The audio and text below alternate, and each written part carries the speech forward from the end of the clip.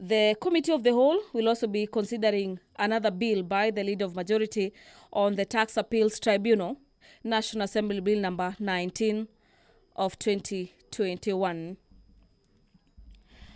The House will be resuming debate on the Landlord and Tenant Bill, National Assembly Bill number 3 of 2021. The Health Laws Amendment Bill is also lined up for debate in today's afternoon session.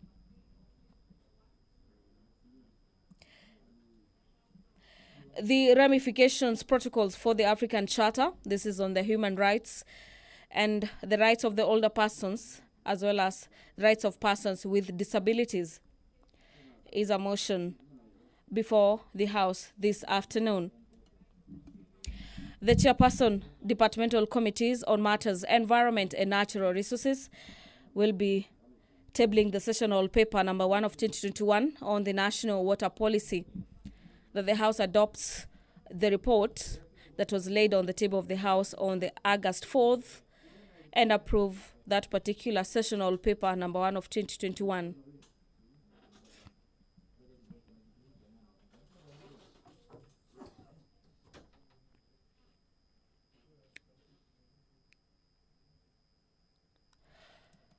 Members of the August House will be pursuant to the provisions of Standing Orders number 42A, subsection 5, be fielding questions for reply before specified departmental committees.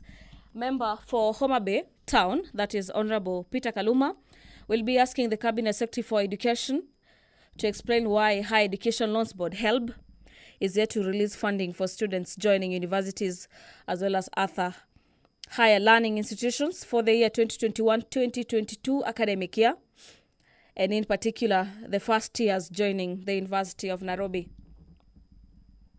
Member for Homa Bay Town will also be seeking to understand the steps the ministry has taken in place to ensure that money is released to students, and could the Cabinet Secretary provide timelines for the release of the said monies. His questions will be replied before the Departmental Committee on Matters Education and Matters Research. The mess has just found its way into the House, and the Speaker of the National Assembly, Honorable Justin Muturi, is already in the chamber ready to preside over this afternoon session.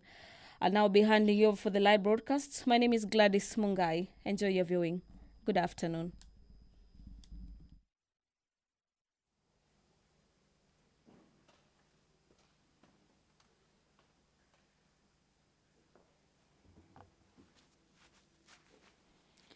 Let us pray.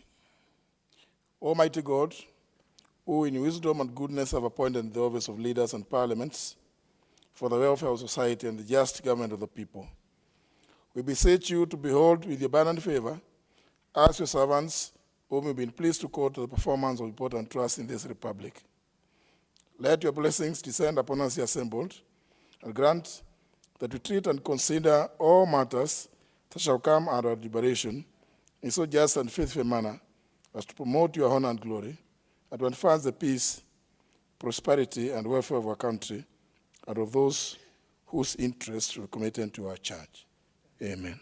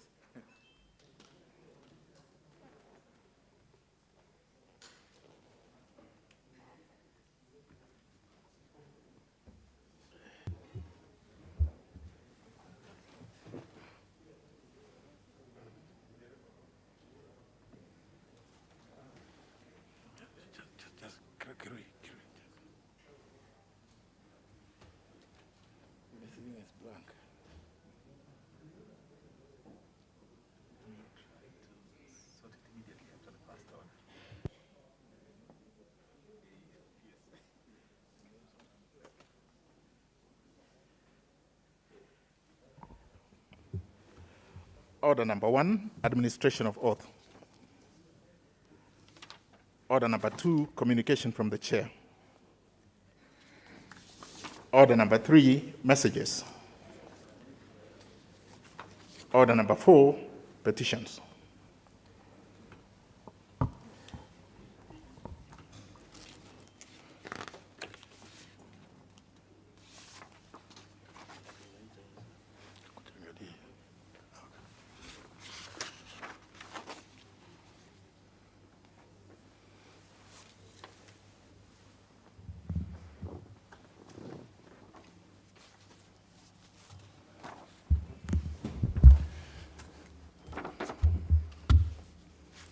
Honourable members, standing under number 225, subsection 2, paragraph B, requires Speaker to report the House any petition other than those presented by a member.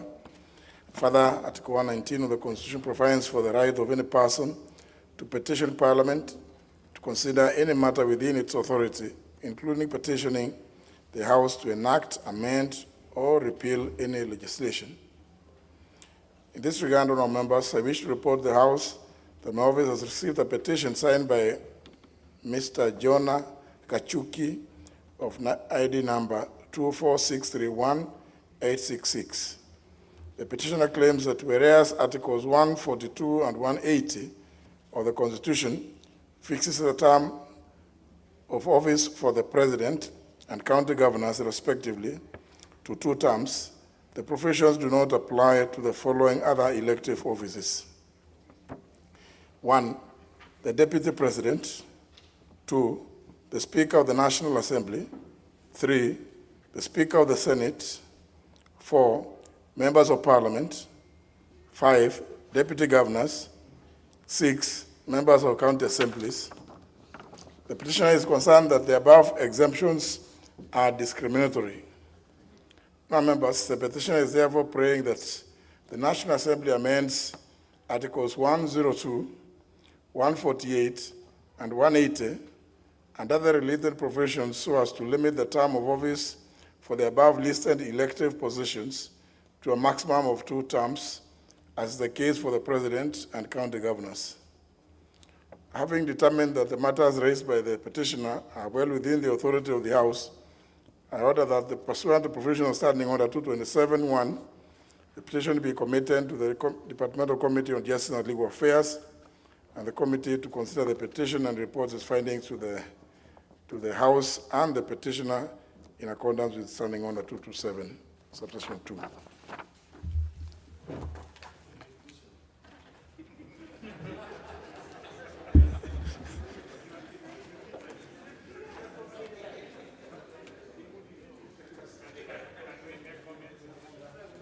Yeah, honour members, members will be.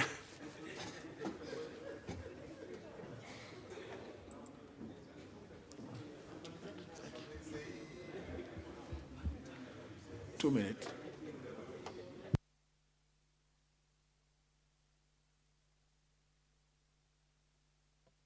Yeah,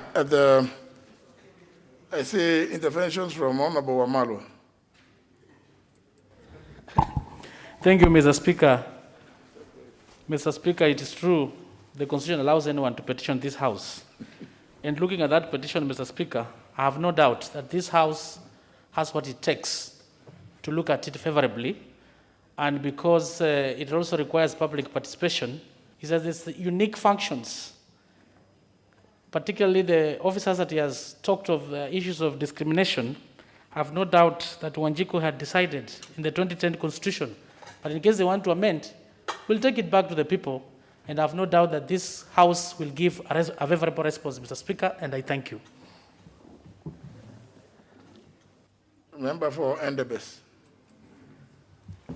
Thank you, Mr. Speaker. Mr. Speaker, this petition by Jonah Kashuki on various elective offices, I think it's misplaced because if he seeks to do a constitutional amendment on Article 102, 148, and 180, he needs to collect 1 million signatures, just like those who are promoting PPI did. Bringing a petition here, you know, for these elective positions, There are people, these are careers, and it is determined by the people. After every 5 years, the constituents will decide. Even for you, Speaker, we are the ones who elect you because we are satisfied with your performance, and therefore we elect you. In elective positions, I think you go and seek the mandate from the people as we are heading into the next general elections. And I think, to me, I think this is a waste of resources, and is actually a misplaced and committee time to go and look into this. I think the committee should be spared from this kind of petitions, that they have more work to be able to look into that are more productive to this country. Those few remarks, I reject it. Member for Kimilili. Thank you, Honorable Speaker. While the petitioner has a right to petition on this House, we also have a civic duty to be able to advise the petitioner, Honorable Speaker, that this country, we are already struggling with those officers whose term is capped to 2 terms, Honorable Speaker. Most governors who are doing their last term, they have gone rogue, Mr. Speaker. Some have even disappeared from the offices because they will tell you, me, I'm going home. So as much as the petitioner has a right to petition on this House, but we are also thinking of in future even removing the term limit so that somebody can run, as long as you have the level playing field for the Kenyans to decide, Honorable Speaker.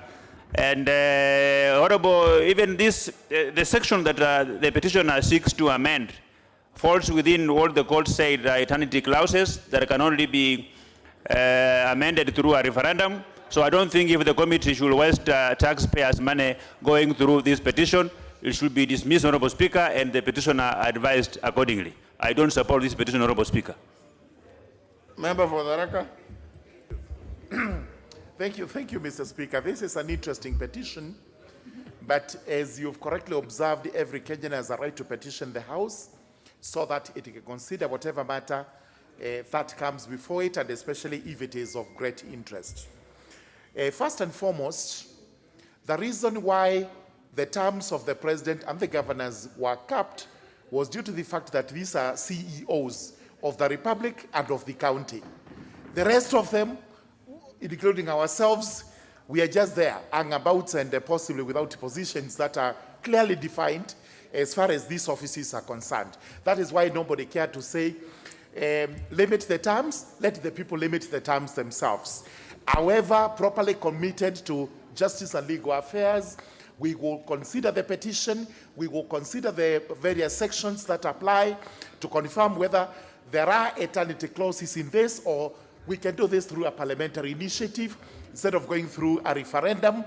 And they are not protected per se in accordance with the findings of the Court of Appeal and the High Court, that there are some clauses which form part of the grudnom of our Constitution, and they cannot be touched in whichever way. Let's just look at it. Let's spare him the agony of knowing that we don't like it very much. But to be frank and honest, I think it is not quite merited. Thank you, Mr. Speaker. Member for Arienda. Thank you, Mr. Speaker. Mr. Speaker, whereas everyone has a right to petition this House, I think this House must also now develop ways of dealing with petitions that are unmeritorious. This is one of those which, although you have now committed it to the committee, Mr. Speaker, it would be one for summary dismissal. First of all, Mr. Speaker, it has a factual error insofar as it says that the office of the Deputy President does not have a term limit. That is not true, because under the Constitution, there's a term limit. You can only be a Deputy President for a maximum of 2 terms. Secondly, there are very good historical, legal, and factual reasons why only the office of the President and the Governor were limited, and not these other elective offices. And Mr. Speaker, I think that even if the committee were to sit and return a verdict, their verdict will not be for this House, because it would be for the rest of the Kenyans. Mr. Speaker, I think that the committee will do itself great justice by summarily dismissing this petition. Thank you. Member for Kapuchai. Mr. Speaker, I think this is one of the very unpopular petitions, Mr. Speaker. Why I say it's unpopular, Mr. Speaker? How do you want, Mr. Speaker, to cut and curtail the democracy of our people? There are people who elect these officers, Mr. Speaker, and they have a right to elect how many times they want. And I know, Mr. Speaker, where the petitioner is, must be following up this one. Mr. Speaker, he must have known the outcome before he brought it here. Thank you, Mr. Speaker. Member for North Imenti. Mr. Speaker, thank you. Mr. Speaker, I want to support this petition. Mr. Speaker, in this country, we tend to be thinking that we have got a right to be elected each and every time. And I think, Mr. Speaker, there comes a time that we have to give others space as well. So, Mr. Speaker, I believe that if it is possible, let it be prosecuted, and I will be one of them who will be voting for it. So I support the petition. Thank you, Mr. Speaker. Member for Nyaribari Chache. Thank you, Honorable Speaker. I think the petitioner has very good thinking. He thinks that we are having selective judgment on elective officers, because if the president can only serve for 2 terms, why would the other officers be exempted? However, Honorable Speaker, Parliament is a training ground for bigger responsibilities in the Republic of Kenya. And therefore, when we have people training here, for lack of a better way to put it, it hones their skills so that they can, whenever they're given big assignment, they will be able to serve Kenyans in a more informative way and in a more better way than they are supporting now. But dismissing the petitioner summarily will be unfair, Honorable Speaker, because I'm sure he has reasons why he raised the petition, and it's only fair to listen to him and hear what he has to say. But I think it's only fair that now that we have many elective offices, we have the governor, we have the Senate, maybe we need to do 2 terms in one office and move to the next one. He's encouraging people not to get into their comfort zone in one area so that they can also think of the other options which are there. Like you, Honorable Speaker, you are going in for presidency, and I think you are going to make a very good president of this republic. And we support it because it's a good ground training you have had in Parliament. You have served as a speaker, a very good speaker for 2 terms, and it's only fair that you move up to the next level. So I think the petitioner has a good reason. We need to listen to him, and we be convinces us, which he has already convinced my brother from Meru. I think I will also be following keenly to see if it's got merit so that I can support it. For the time being, without having the benefit of the information that he had or the thinking behind his petition, I support it. Member for Kwanza. Mr. Speaker, in this country we have what they call busybodies, and this is one of the busybodies. I think looking at it is actually from his personal perspective. Maybe he has tried to be whoever, an MCA or member of parliament. He has failed many times. So he wants to return this to, to that, it's a frustration.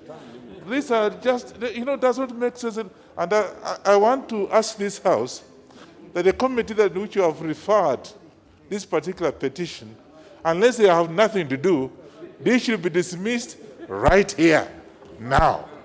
This is just waste of time. I don't think there's any reason. Mr. Speaker, I'm saying, and I want to repeat myself, this particular person is a busybody out there. And he's a frustrated individual, and although he has a right, but he's a frustrated individual, I don't think there's enough time for us to be able to waste time on this particular one. You can put a question, and we'll see what they can do. Thank you so much. Well, how do I put a question to a petition? Honorable Wanyonyi. Unless you say art, yes. Member for Marakwet West. Thank you, Honorable Speaker. As majority of the members have said, this particular petitioner is a very busy body outside there who could have tried to contest, and because the sitting member of parliament has become difficult to unseat, then we give an opportunity to say that the members retire and they have an opportunity. Honorable Speaker, the retired President Kibaki was MP from 1960s up to when he was elected as a president. So it means if the time he was becoming a president, there was a term limit, he would not have become the president of Kenya, even the current president. So, Honorable Speaker, this is just a busy body.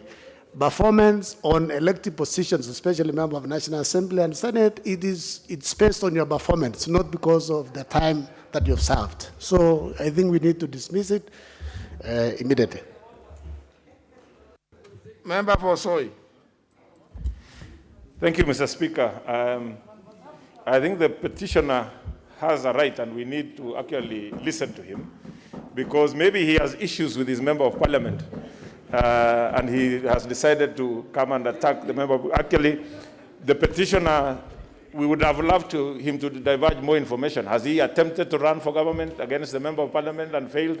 Or was he denied bursary? What services was he denied that he has actually gotten across with his member of parliament? But Mr. Speaker, I think it is also good to note that when we are given a position to serve, we should serve to the best of our ability, and we let the people decide for how long we can serve as members of parliament.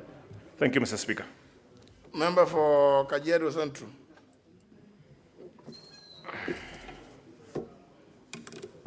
Thank you, Honorable Speaker. I was actually waiting to contribute on a statement by Honorable Sosio.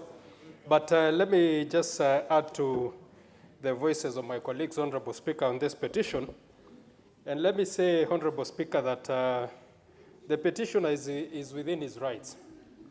He is within his constitutional right to petition this House, however unpopular that might be. But Honorable Speaker, having this chance, I got something that concerned me. The Honorable Didmas mentioned that it will be important to review term limits. And the Honorable Member is a staunch supporter of the Deputy President.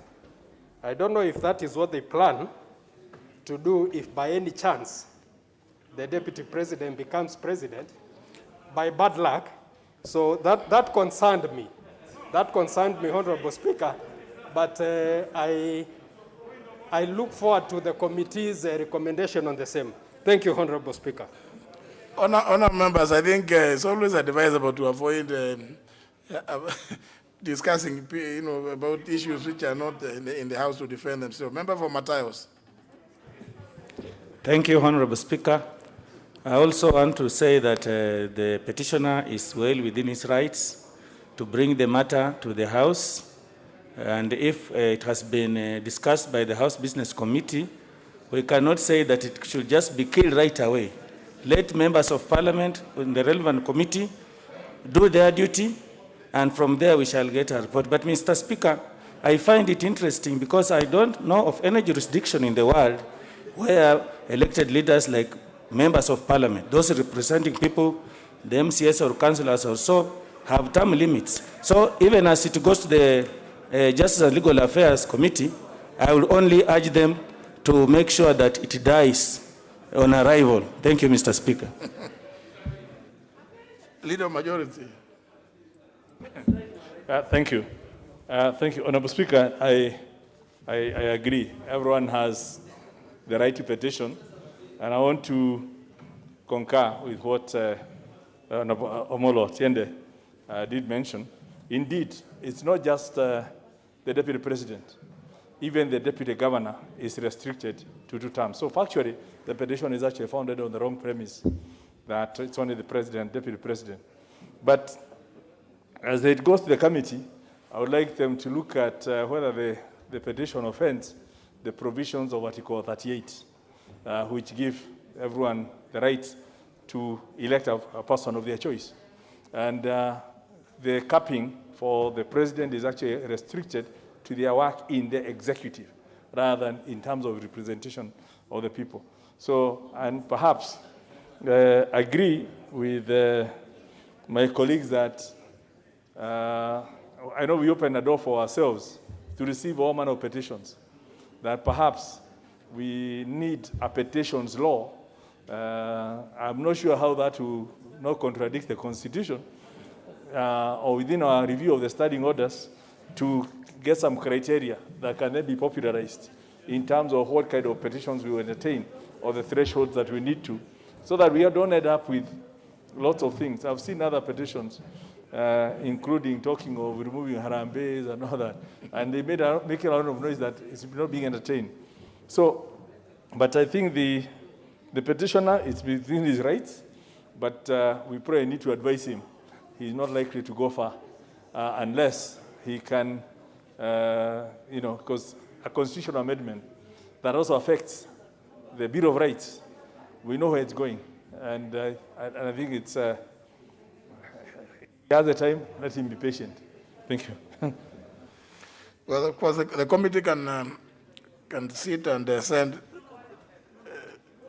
determine to send it to, return it to sender, because it's not, as per the Standing Order 227, the committee doesn't even have to bring any report here.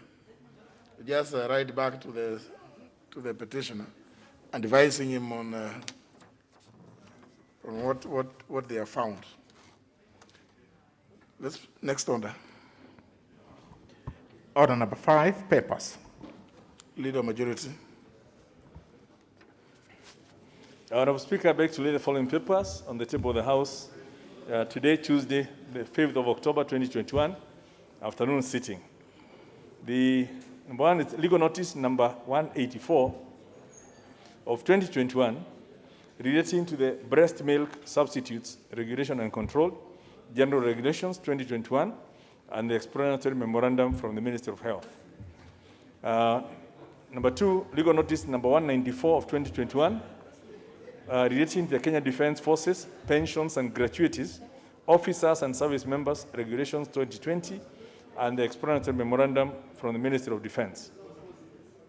Number three is the report to Parliament on all new loans contracted by government from 1st of April 2021 to 31st of August 2021 from the National Treasury and Planning. Number four is the annual report for 2020-2021 financial year from the Kenya Law Reform Commission. Number five, the report of the Auditor General and financial statements in respect of the Central Bank of Kenya for the year ended 30th of June 2021 and the certificate therein. Number six is the report of the Auditor General and financial statements in respect of the Wiper Democratic Movement for the year ended 30th of June 2020 and the certificate therein. And number seven, reports of the Auditor General and financial statements in respect to the following constituencies for the year ended 30th of June 2019 and the certificates therein: Bomachoge Borabu, Homa Bay Town, Kabodo Kasipul, Nyaribari Chache, West Mugirango, Lungalunga, Wundanyi, Malindi, Kikuyu, Kangema, Madera, Githongori, Karachuonyo, Laikipia East, Kuria West, and Roiro. Thank you, Honourable Speaker. Well, the chairperson, Departmental Committee on Administration and National Security.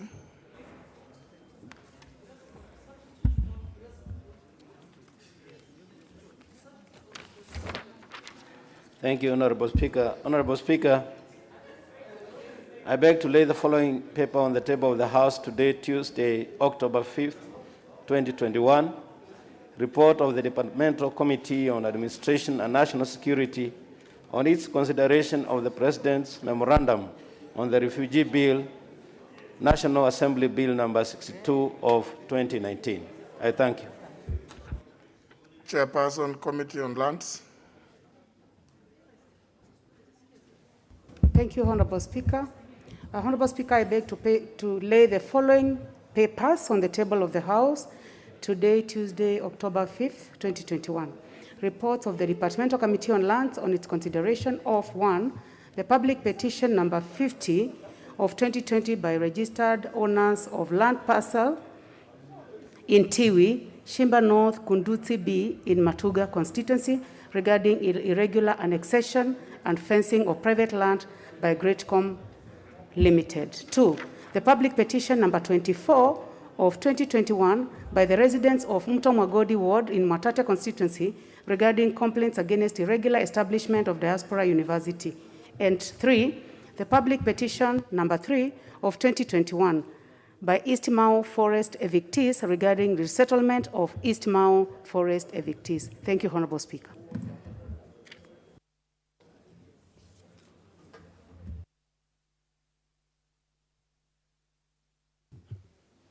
Next order. Order number 6, notices of motion. Order number 7, questions and statements.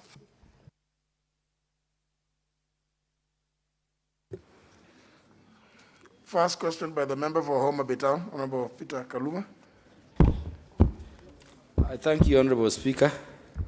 Honorable Speaker, I stand to ask question number 371 of 2021 to the Cabinet Secretary for Education. 1, could the Cabinet Secretary explain why the Higher Education Loans Board is yet to release funding for students joining universities and other institutions of higher learning for the 2021-2022 academic year across the country, and in particular for the first years joining the University of Nairobi? Number 2, what steps is the ministry taking to ensure that the said money is released to students, and could the Cabinet Secretary provide the timelines for the release of the said monies? Number 3, what procedure has HELB, that is the Higher Education Loans Board, instituted to enable eligible students who have not attained the age of 18 years to access the funding? I thank you, Honorable Speaker. Question will be replied to before the Departmental Committee on Education and Research. The next question is by the member for Marsabit County, the Honorable Safia Sheikh. Thank you, Honorable Speaker. Honorable Speaker, I raise to ask question number 377 in today's order paper, and it is directed to the Cabinet Secretary for Interior and Coordination of National Government. Could the Cabinet Secretary explain why the National Police Reserve Program in Northern Kenya, particularly in Marsabit County, was discontinued? Are there plans to restate the program in Marsabit County, as it will a long way in complementing the work of the police, facilitate restoration of peace and security in the county, and prevent further loss of lives and property arising from insecurity in the region? What step is the government taking to enhance security in northern Kenya, particularly in Marsabit County? Thank you, Mr. Speaker. Question will be replied to before the Departmental Committee on Administration and National Security. Next question is by the member for Kisumu West, the Honorable John Oragoluch.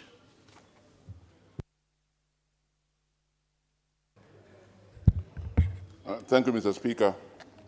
Mr. Speaker, I rise to ask question number 382 of 2021, directed to the Cabinet Secretary for Health. Number 1, what is the government's policy regarding detention of patients and bodies of patients by hospitals over unpaid bills? Number 2, would the Cabinet Secretary explain why Real Hospital in Eldoret continues to hold the body of the late Julius Nyerere Odera, who had been hospitalized at the said facility until 1st of June this year, when he passed on, leaving a bill of Kenya shillings 4 million, of which his widow, friends and relatives paid 1.6 million. And lastly, could the Cabinet Secretary compel Real Hospital to release the body of the deceased, considering that the family has continued to incur a charge of Kenya shillings 1,000 per day, being mortuary charges? Thank you, Mr. Speaker. Question will be replied to before the Departmental Committee on Health. Next question is by the member for Mumias East, the Honorable Washiali. Yeah, thank you, Honorable Speaker. Honorable Speaker, I rise to ask question number 389 of 2021 to the Teacher Service Commission. Roman 1, Could the chairperson explain the new grading criteria for employment of teachers, which accords additional weight to intern teachers, yet opportunities for internship are only available to a few teachers under the age of 35 years against the very many qualified, aged, and interested teachers? Roman 2, how will teachers above the age of 35 years access employment opportunities, considering that the Teacher Service Commission, while carrying out the national recruitment exercise in July 2021, awarded 30 points to those who are on internship program over and above other requirements, and yet for a teacher to qualify for as an intern, one must be 35 years of age or below, thus locking out teachers who are above 35 years of age from ever being enlisted. I thank you, Honorable Speaker. The question is for a written reply by the Teacher Service Commission. Last question by the member for Kajiado Central, Memusi. Thank you, Honorable Speaker. Honorable Speaker, I rise to ask question number 390 of 2021 to the Cabinet Secretary for Transport, Infrastructure, Housing, Urban Development, and Public Works. Question number 1, could the Cabinet Secretary provide the construction status for the roads under contract number Kura/Development/336/2019-2020 in Kajiado Central Constituency? 2, could the Cabinet Secretary explain what has led to the inordinate delays in the execution of the contract and provide the expected timelines for its completion? 3, could the Cabinet Secretary provide the contract details, including contract sum, the number of employees engaged, and the amount of funds that the contractor been paid so far against the works done? Lastly, Honorable Speaker, could the Cabinet Secretary explain how the contractor incorporated corporate social responsibility while undertaking this project? I thank you, Honorable Speaker. To be replying to before the Departmental Committee on Transport, Public Works, and Housing. Next segment, statements.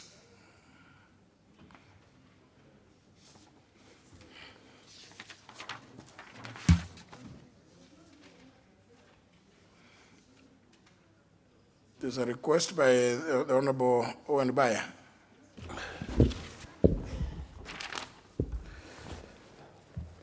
All right, Honorable Speaker, this is a request for statement regarding measures to revive the tourism sector in the country, particularly at the coast, during the COVID-19 pandemic period. Honorable Speaker, pursuant to Standing Order 44.2c, I wish to request for a statement from the Chairperson of the Departmental Committee on Sports, Culture, and Tourism regarding measures to revive the tourism sector in the country, particularly at the coast region during the COVID-19 pandemic period. Honorable Speaker, until January 2019, the tourism sector was the second highest foreign exchange earner in the country, contributing approximately 10% of the GDP and employing over 2 million Kenyans directly and indirectly. In addition, at least 60% of the Kenya coast economy has always been driven by the tourism and hospitality industry. Regrettably, COVID-19 pandemic has spelled doom on the industry and the economy of the country, particularly in the coast region, resulting to massive loss of jobs, approximately over 80,000, and closure of businesses. Honorable Speaker, the traditional international tourism markets have continued to blacklist Kenya, destination Kenya, with Italy, which is the major tourism market for the coast region, maintaining Kenya on the red list, and most other European countries doing the same. These, coupled with COVID-19 restrictions and protocols, destinations such as Kilifi, Malindi, Watamu, and Mambrui have become ghost towns, registering negligible hotel occupancy. This has affected not only the economy, but also compromised the livelihoods of the area population. Honorable Speaker, it is against this background that I seek for a statement from the Chairperson, Departmental Committee on Sports, Culture and Tourism. In the statement, the Chairperson should address the following issues. A, are there plans by the government to carry out a vaccination program for tourism and hospitality workers, particularly in the coast region? 2, does the ministry have in place a tourism recovery plan, including marketing, campaigns, and public relations strategies with a view to reviving the tourism sector? 3, what measures has the government put in place to cushion the tourism sector players, businesses, and investments in the tourism and hospitality industry, including but not limited to waivers and amenities on tax, tourism licenses, and catering levy?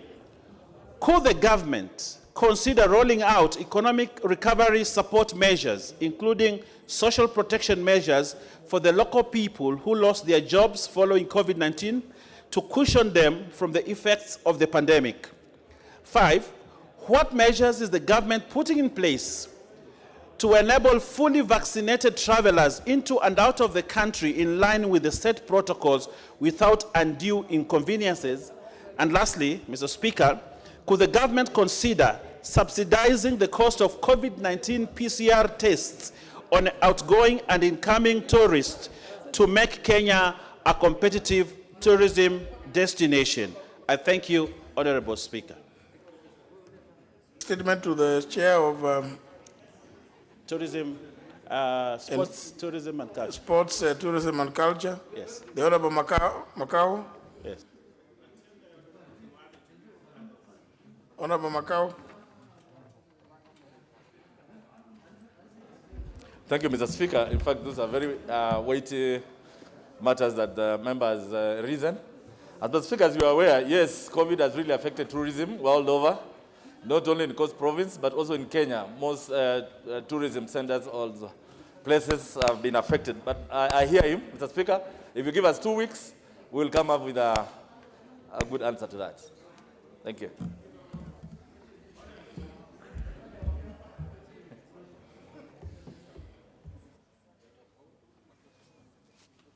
If you want to raise a point of order, you know how you to intervene, Honorable Ba.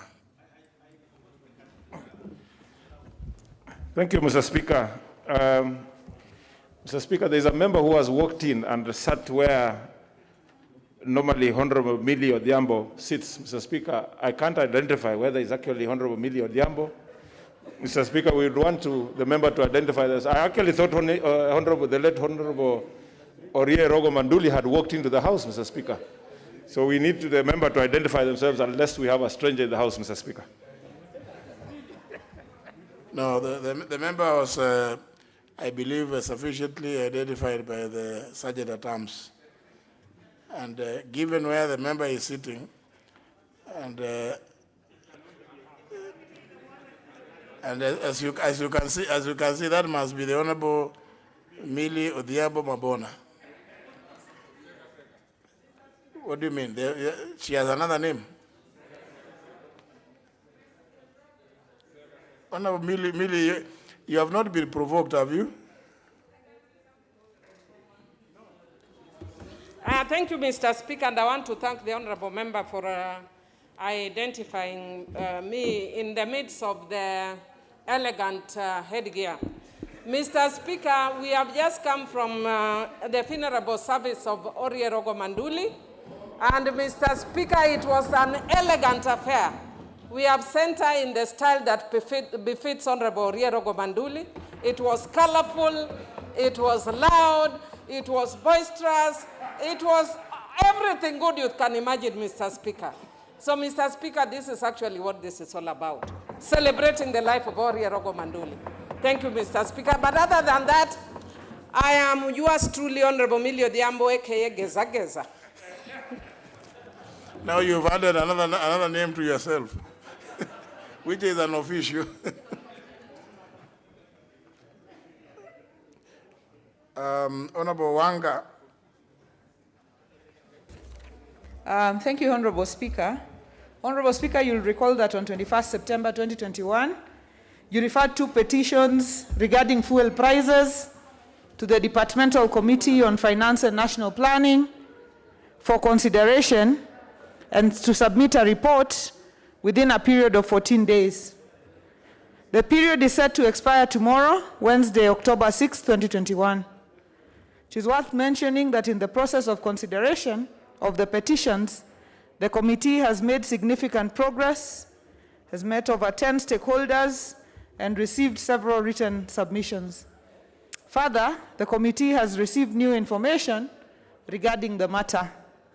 Honorable Speaker, the committee received new information regarding demurrage charges, which has a bearing to the retail cost of fuel. In this regard, Honorable Speaker, the committee wants to inquire into the matter of demurrages. For information of the House, Honorable Speaker, demurrage charges are due to delayed cargo clearing. Honorable Speaker, it's against this, therefore, that the committee is seeking your leave for extension of the period by a further 7 days. Above all, Honorable Speaker, I want to assure you and the entire august House that the committee is committed to dispensing its mandate with regard to business referred to it promptly so as to hasten and facilitate the oversight role of this House as enshrined in the Constitution. Honorable Speaker, that is my request. I think that's a fair request. Do I see the member from Matungulu wants to, you want to say something? Thank you, Mr. Speaker. I want to thank Honorable Wanga and request you to give the committee at least 7 more days so that we can be able to exhaust all the cost of fuel in Kenya and give this country a relief from the high cost. As a petitioner, I agree with the committee and I believe it is for the good of the country to have a lasting solution on this issue of fuel. Thank you, Mr. Speaker.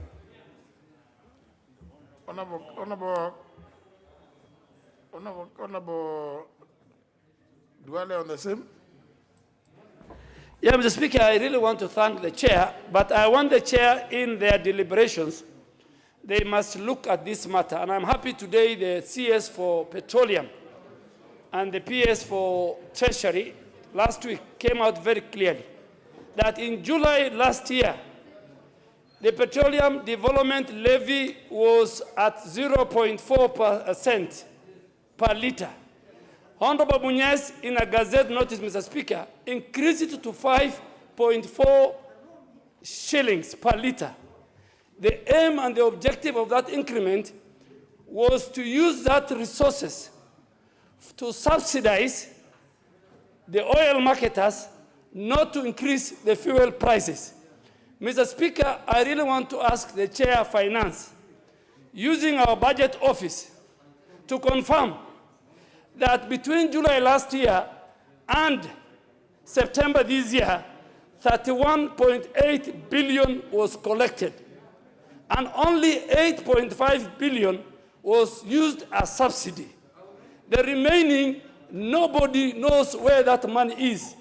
The PS Treasury said we have only used 12 billion for infrastructure projects. So, Speaker, in the absence of that, if we have that levy in place to subsidize the oil marketers, then the fuel will come down. But we can't collect 5.4 shillings per liter from the ordinary citizens with the objective of subsidizing, and then that money, the National Treasury will use it for other purposes. So in their report and if they're doing, I really want them to go to the bottom of that. And for the first time, we have a former CEO, Director General of IPRA in this House, the member for Bonchari. And I'm sure he can confirm. When the Gazette notice was being done, he was in the House. He knows what has been going on. So, Mr. Speaker, this is a very good matter, and the committee is on top of it. Let us make sure that that money, that 5.4 shillings per litre is used for the intended purpose to cushion Kenyans from the escalating oil globally and domestically, and that money is given to oil marketers so that they reduce or they don't increase the fuel prices in our country.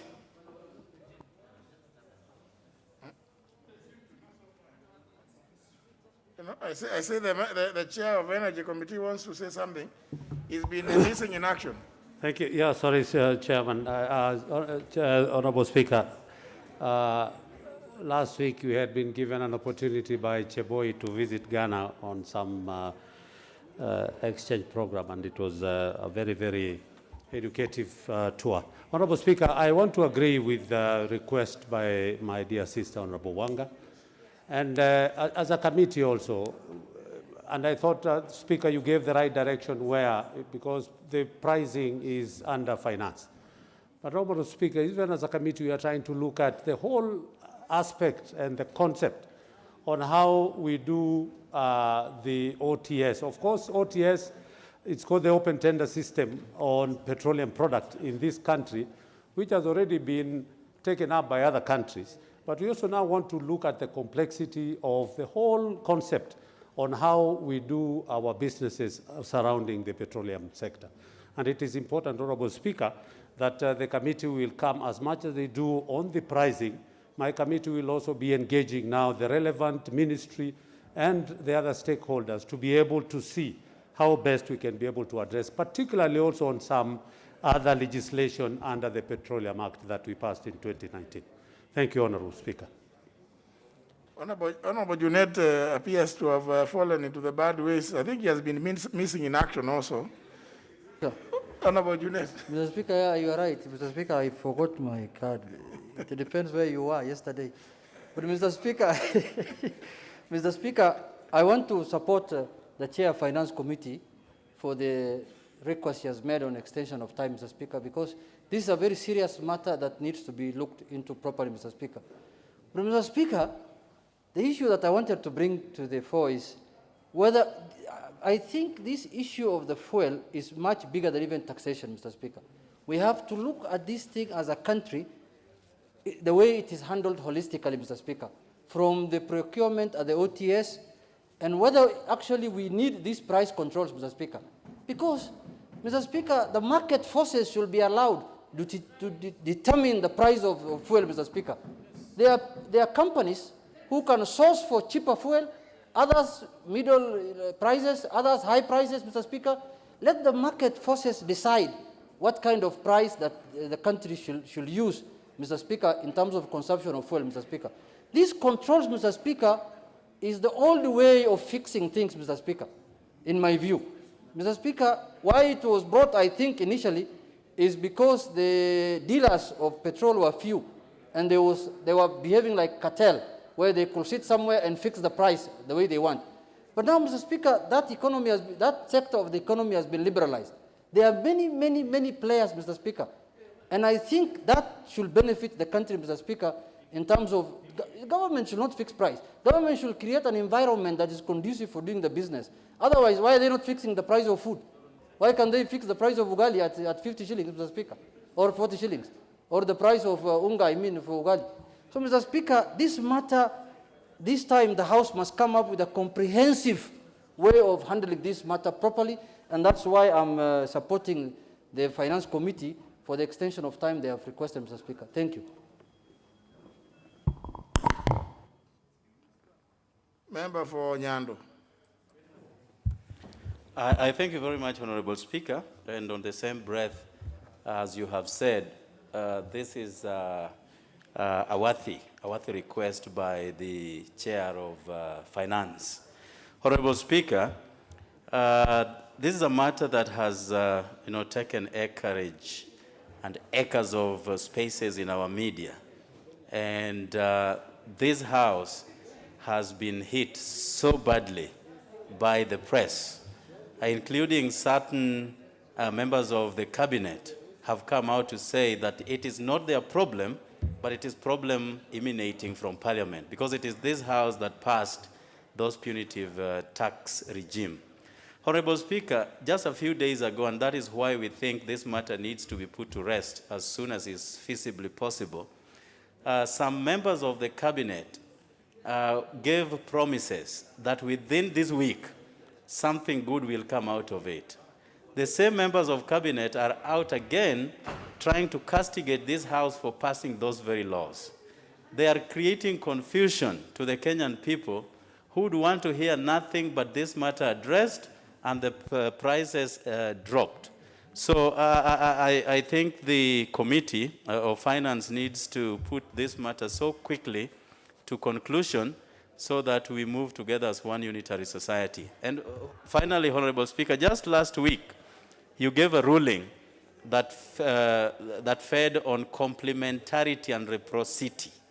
So if the cabinet secretaries will also be castigating this House on a matter that has been taken by this House to be handled amicably, they need not to again go out there and make pronouncements that have the potential to create more friction between the electorate and the people from this House. And I thank you, Honorable Speaker.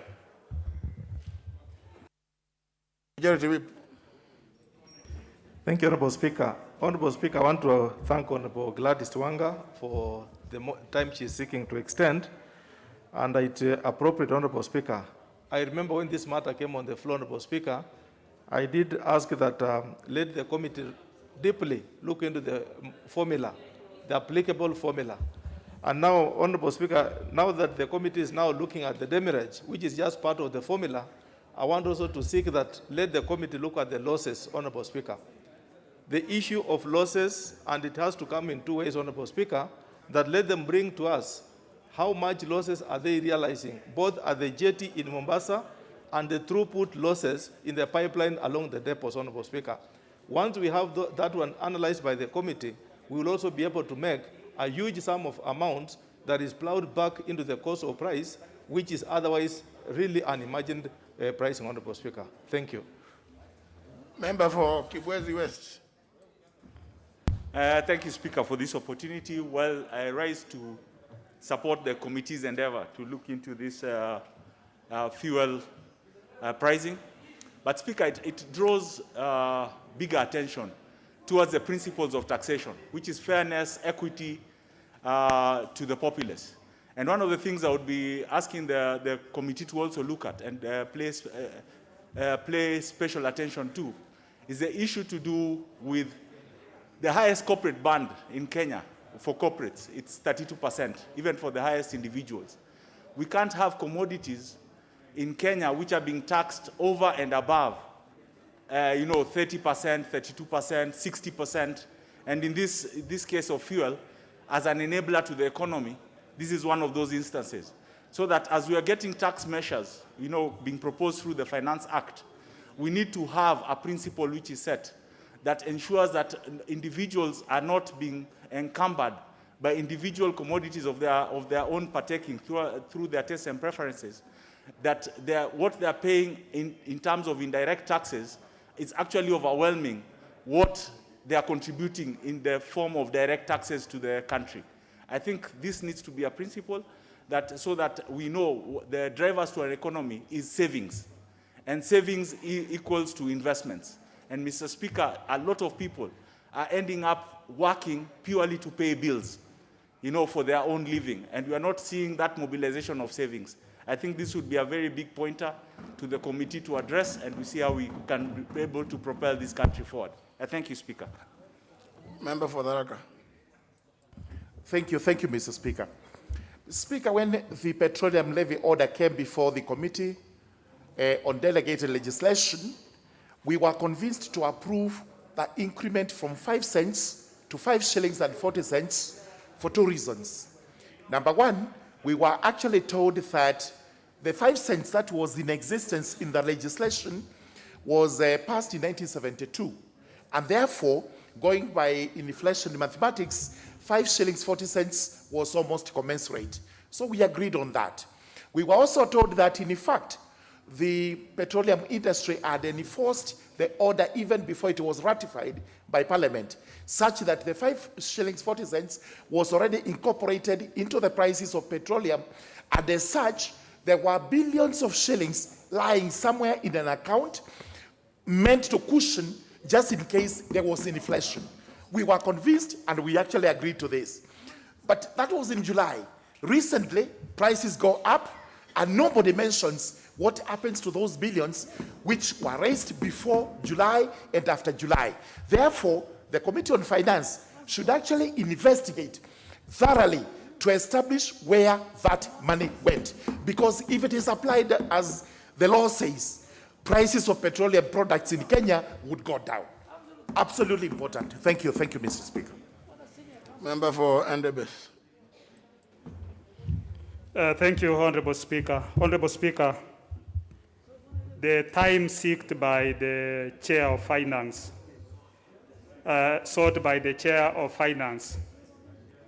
I find it is actually inappropriate because, you know, Kenyans are expecting us to do things, and we should not be able to be extending more time so that when people are expecting to get results from us. I think it is a failure by the committee to take this matter very seriously, because if we agreed that within 2 weeks they were supposed to have come up with a solution to this, a report that they should have tabled in this House, then we should have stuck within those 2 timelines. And even today, when they appear, when she is seeking time, she should have given us a progress report that this is what we've done so far. Failure of a progress report, failure of even to tell us that the money, which is the petroleum levy fund, that is supposed to have cushioned the Kenyans, that this is the amount that has been spent or this is the amount that is lying, then I think we're taking Kenyans for a ride. And considering without anticipating that this House, maybe in the next 1 week or so, will be going on recess, then it means after recess is when we'll want to bring this report. To me, I find it rather the committee is not taking this House seriously, and I don't agree with that seeking of further time. I think the committee should have been able to present to us a progress report today. Thank you, Mr. Speaker. Well, I think I should defend the committee because I have seen the reports. In fact, they are almost ready. They have even made draft proposals for amending certain legislations. They have made some specific recommendations, which I have read, suggesting that in matters to do with these levies and the rest, let this House be involved as a House as opposed to going through what the Honorable Murugara has just explained. Because when it goes that way, sometimes nobody seems to know what exactly the ministries are up to. So in fairness, Honorable Pukose, I've actually seen the report. It's almost ready, but because of this new matter that has come up, and the committee has actually written to specific people to appear before them to provide evidence, particularly in the area of demarriage, because what is charged on demarriage ends up being factored into the costs of fuel. And there is, I know I've discussed with the chair, there is, obviously you can see something very, very suspicious at why ships at the port of Mombasa will come and stay there for several weeks, yet you are paying demurrage. Why are they allowed to come to go and hang out there? Isn't there a way that you can organize yourselves well enough to make sure that once a ship comes coming to discharge, it discharges within the shortest time possible? That's what is happening in other ports. So there are certain inefficiencies. This is actually what has made the committee request for just some extra time so that these people can appear without saying that they have not been given sufficient time to prepare themselves. So in defense of the committee, because I know I've seen the report, the draft report which is ready, as you know, Honorable, because I always go through the reports. So it is not that the committee has actually moved with a lot of speed. And I think you may have also taken note of some of the statements by those who appeared before the committee, that what Honorable Duale raised at monies, levies that have been collected have been applied elsewhere, as opposed to being applied for the purposes for which they were levied. So, I mean, all these issues, I think, need to be, and I think that report will be sufficiently informative for you as one of members to make a determination, because you cannot provide on one hand that you will collect this levy for this purpose, but then somehow you go and put your fingers there, you remove, you put, and you know where it is spent, nobody seems to know. You just think that, you know, they say, Honorable Pukosi, I'm sure you know how people harvest honey in the villages. So you just go dipping your fingers all over, and, you know, that's what appears to be happening. And I think I like what the committee has done to identify some of those fingers, so that you as a house, perhaps you make a determination about what to do with those fingers. You know, you can decide to cut them, isn't it? Honorable Mohammed Sheikh, I can see you are burning to say something.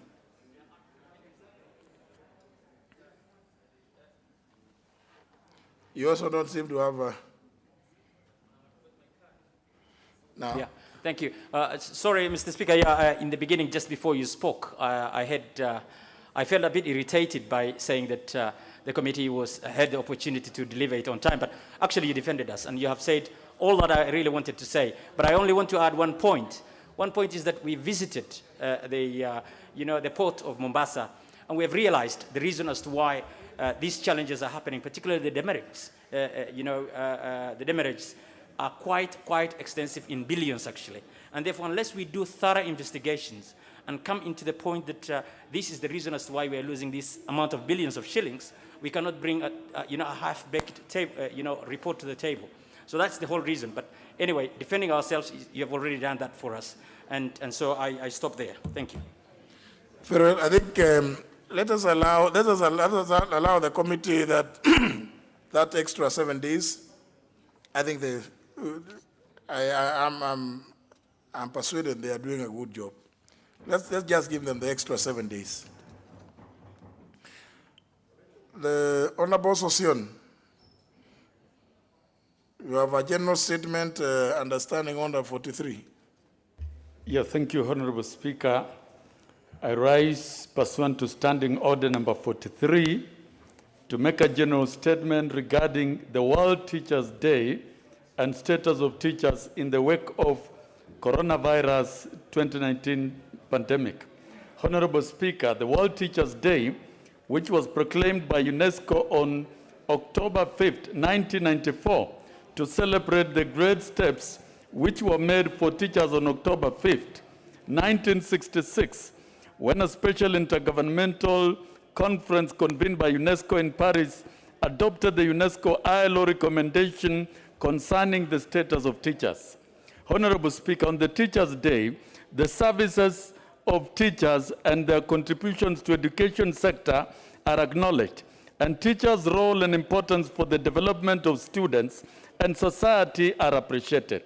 The Teachers' Day is an occasion that pays tribute to the teachers and tends to resolve some of the issues regarding their profession, and hence tries to attract the brightest young minds towards the teaching profession.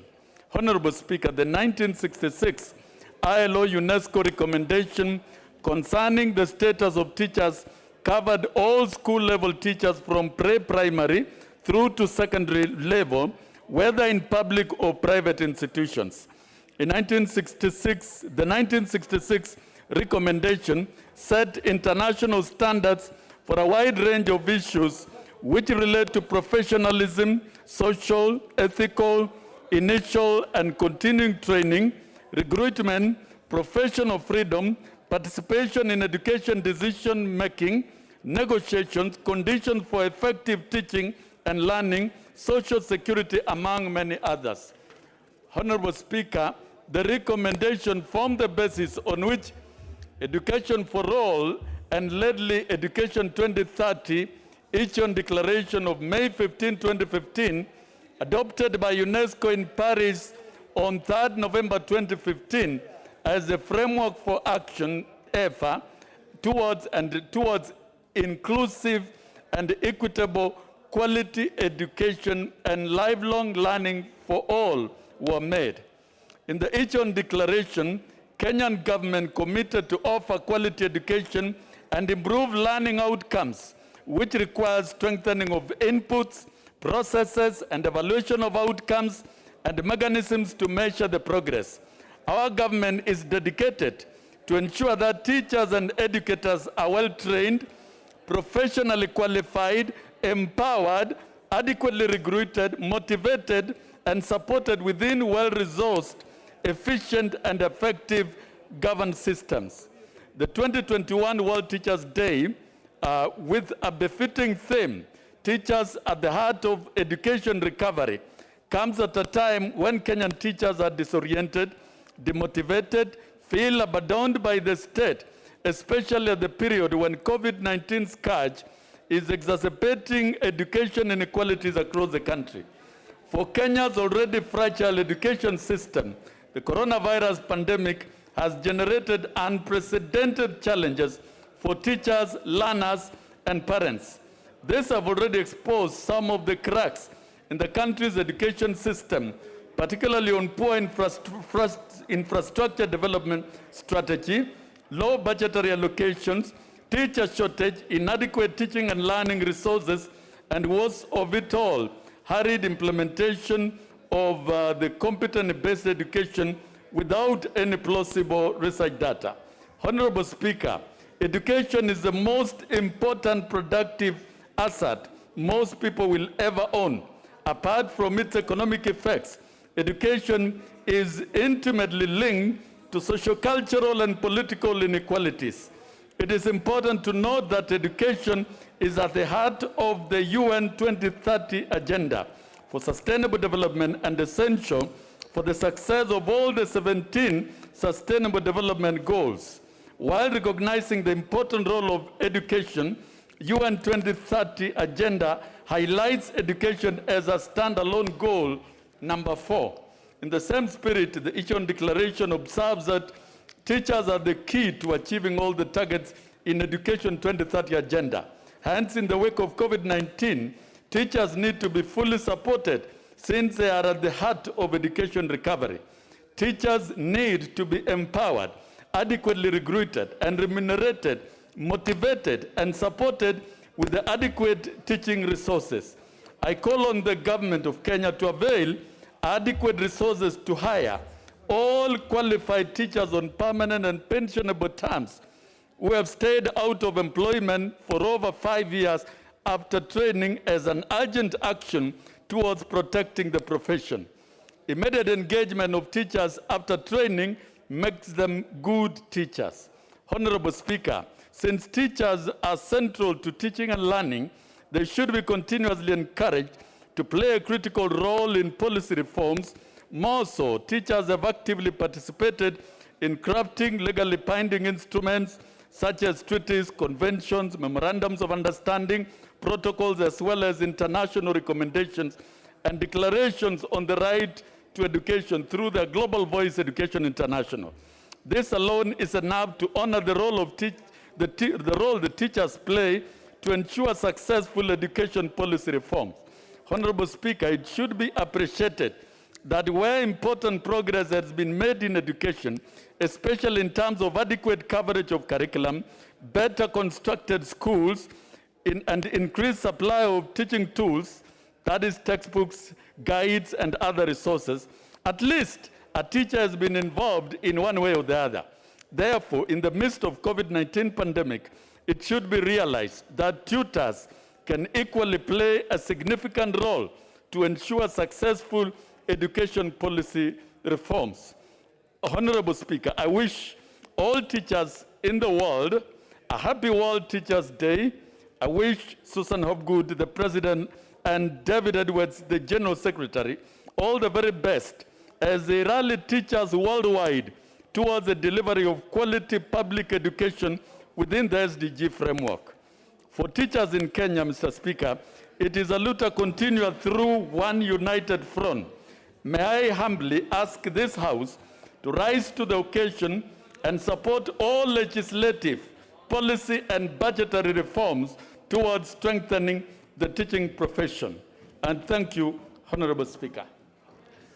Now, well, Honorable Sossion, just for your information, I waived the requirements of Standing Order number 43 to allow you to make this statement at this hour. Otherwise, ordinarily, it should have made it at 6:30 when there is no people have gone home. So, but because it's an important day, I waived those provisions of Standing Order 43. But also, any member speaking on a general statement does not speak, even including yourself, for more than 3 minutes. That's again the provision. So now, any other person who is going to make a comment on this, be informed. I can see the member for Homa Bay wants to make a comment. Yes, Honorable Speaker, let me join members in celebrating the good work our teachers do across our country to make our society. Fact, Honorable Speaker, is that we are because of teachers, and we thank them for the discharge of that noble duty they are doing to make us progress. But Honorable Speaker, as we remember this day, I think as a country we need to think very seriously about the environment under which our teachers are working. Honorable Teacher, and I'm talking about this from the point of recruitment to how we retire our teachers who have served. We need, as members of Parliament, not only to look at the law, but also to ensure the environment under which our teachers are serving is right. Honorable Speaker, we graduate very many teachers after teachers training colleges. But for them to be recruited to serve, they take so many years. And they have to attend interviews again whose purposes you never understand after they have succeeded there. We have teachers who have graduated, but they are taking over 20, 30 years. They are hitting past employment age before employment. The salary of teachers is very bad. The localization is there with the facade, transfers, Honorable Speaker. I have very young families serving as teachers in Homa Bay, where you get a lady aged below 30. Her husband is in Northeastern, she is in Homa Bay. You are asking how that family is keeping up. All those measures, among others, are measures which, as members of Parliament and as a society, we should think about as we review the terms of service of teachers. Look at where we are with teachers now, proposing they go back to colleges. We are even determining the colleges they should go to at their own cost without increasing their pay. I think as we recognize the good work teachers are doing across the country, let us think of the environment under which they are teaching. Let us, upgrade and value their services, and let us review what we can do as members of Parliament to improve their lot. I thank you, Honorable Speaker. In a special way, the Honorable Danita Gat. Thank you very much, Honorable Speaker, for the opportunity to celebrate our teachers. Mr. Speaker, I pay tribute to the teachers of Kenya, Mr. Speaker, on this day. And Mr. Speaker, tell you that teachers are the unsung heroes of the Kenya education system. Mr. Speaker, I am born of a teacher. I am educated by a teacher, Mr. Speaker. I am mentored by a teacher, Mr. Speaker, and that is how I find myself sitting in this house, Mr. Speaker. Mr. Speaker, sir, teachers in this country must be respected. They must be remunerated, Mr. Speaker, in accordance, because many of us, Mr. Speaker, are products of teachers. Mr. Speaker, sir, I pay tribute to teachers with disabilities in this country. And Mr. Speaker, that is why we are saying that even when you look at how many teachers with disabilities are even heads of institutions or heads of schools, Mr. Speaker, you'll hardly find any. And Mr. Speaker, as my colleagues are saying, the infrastructure of our teachers, where they are operating, Mr. Speaker, we must, as a House, talk about these teachers so seriously. And Mr. Speaker, allow me to say that this Teachers' Day, Mr. Speaker, must actually be translated into a public holiday, Mr. Speaker, in this country, so that, Mr. Speaker, we're able to celebrate our teachers in Kenya. Mr. Speaker, sir, allow me to pay tribute to the teachers of my county, Migori.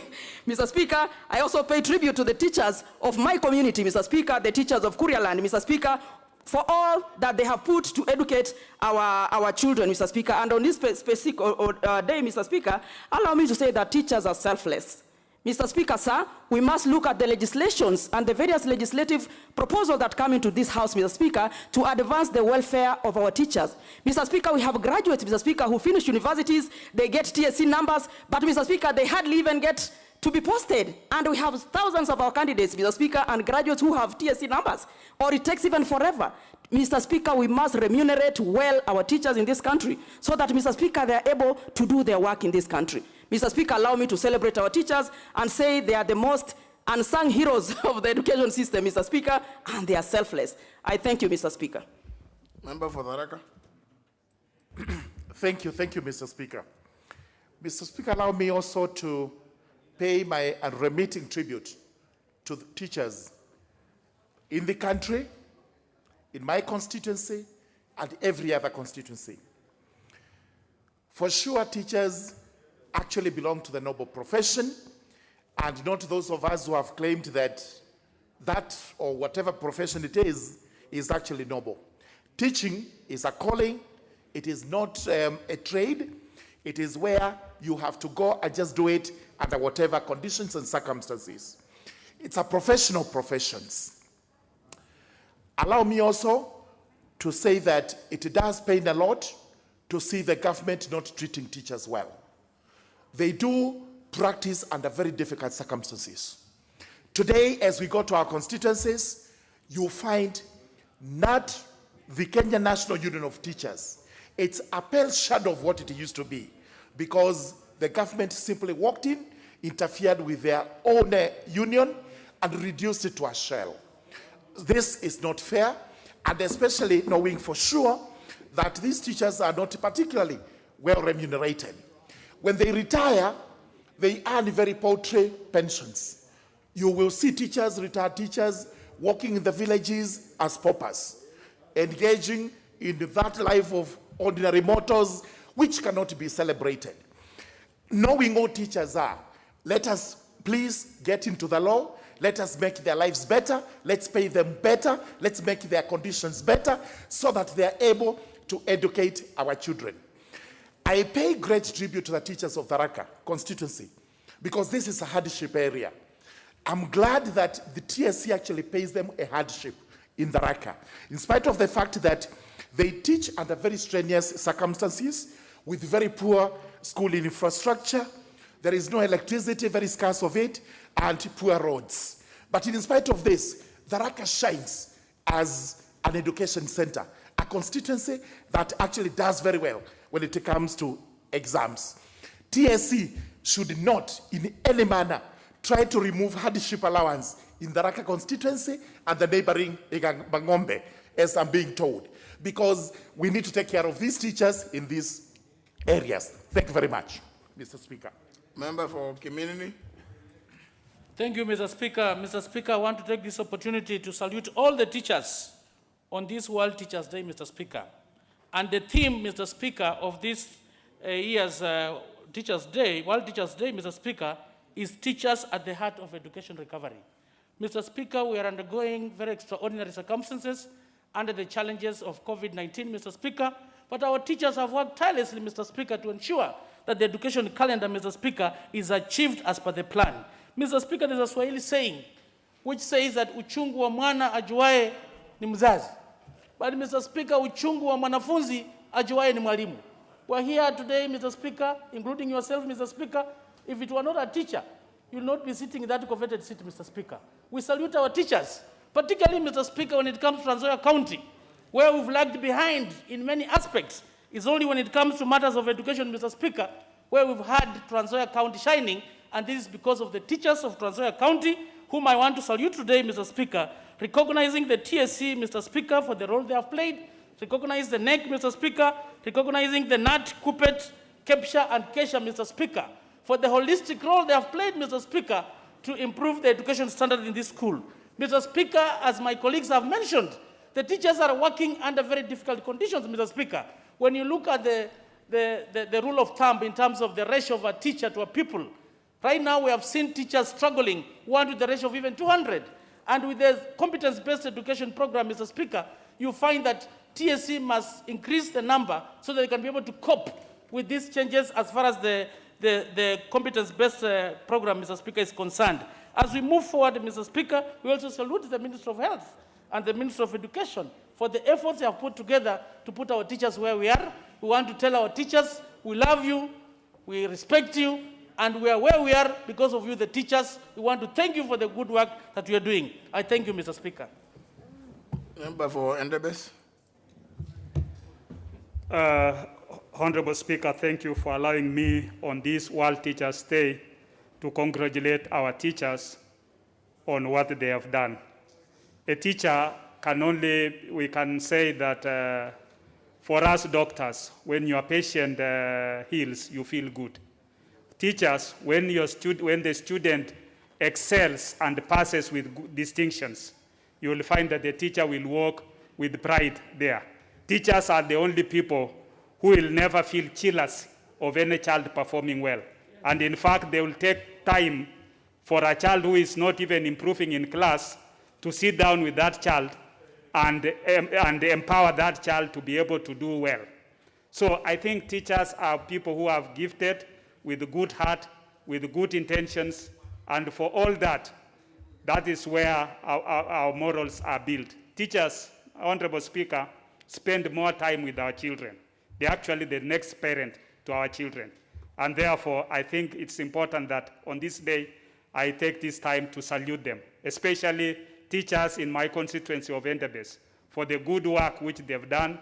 And we've seen that almost every secondary school now in Endebess sends children to university, which was not there before I became a member of parliament. So, Honorable Speaker, I think, to me, they have done a marvelous job, and I want to encourage them on this particular day that they keep up with the good work right from all the schools which they are there, and I'll keep on supporting you using the CDF and then other means to make sure that our children perform well, because education is the key to life. It is what makes every other child, it's an equalizer in life. So, Honorable Speaker, with those few remarks, I want to appreciate all the teachers wherever they are in this country. Thank you, Honorable Speaker. Member for Funyula. Thank you, Honorable Speaker, for this opportunity.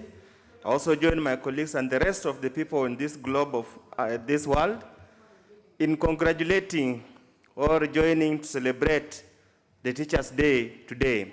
Honorable Speaker, as I've always said and I've always believed, after a parent, the most important person in a person's life is a teacher. I stand here today to sincerely thank and celebrate the teachers who taught me at Bujuanga Primary School, 1978-1985, those who took me through Starehe Boys Center and School from 1986-1989, and definitely those who took me through the university for all those 3 degrees at the University of Nairobi, because a teacher is a teacher, whether at primary school or at the university. We are all teachers who teach as we go along. Honorable Speaker, a teacher is a very important person. And as I've always urged the teachers, a teacher does not only teach how to read and write. A teacher molds characters, instills positive values, and generally shapes the life of a child. Therefore, as we stand here today, we sincerely want to thank the teachers. On my behalf and behalf of people of Funyula constituency, I also want to join us to celebrate the teachers of Funyula constituency. I know we have had so many challenges, but we have managed to surmount those challenges, and indeed we will continue to address the emerging challenges so that we are able to solve the problems as we stand here today. Finally, Honorable Speaker, as a country, we need to learn to treat teachers well and properly. The situation where we find current teachers is not a very good situation. Honorable Speaker, their unions have been decimated by the strong arm of TSC and the government. They are no longer able to talk for the teachers. We find that they're scattered all over. Their welfare cannot now be addressed. Honorable Speaker, we just to urge the teachers that the best way to solve their problems is to have one united voice. Divided we fall, united we stand. They therefore need to come together and have a strong number, a strong voice to enable them agitate for their rights. Honorable Speaker, as they embark on the CBC, many challenges are there. This thing of asking them to go train for themselves, pay for their own cost for training, is such a bad idea. It shows how badly we treat teachers in this country. With those few remarks, Honorable Speaker, I join the teachers on this Teachers' Day. Member for Seme. Thank you, Mr. Speaker, for giving me this opportunity. Mr. Speaker, teachers are the masters of the development of our children.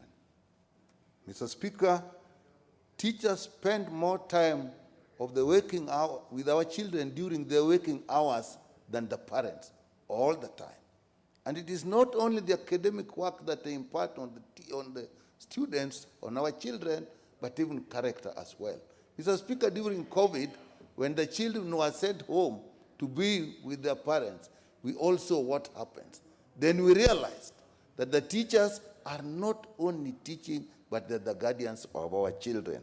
I really want to applaud the teachers. Mr. Speaker, there are many reforms in the education system, but it does appear like there's a problem of harmonization.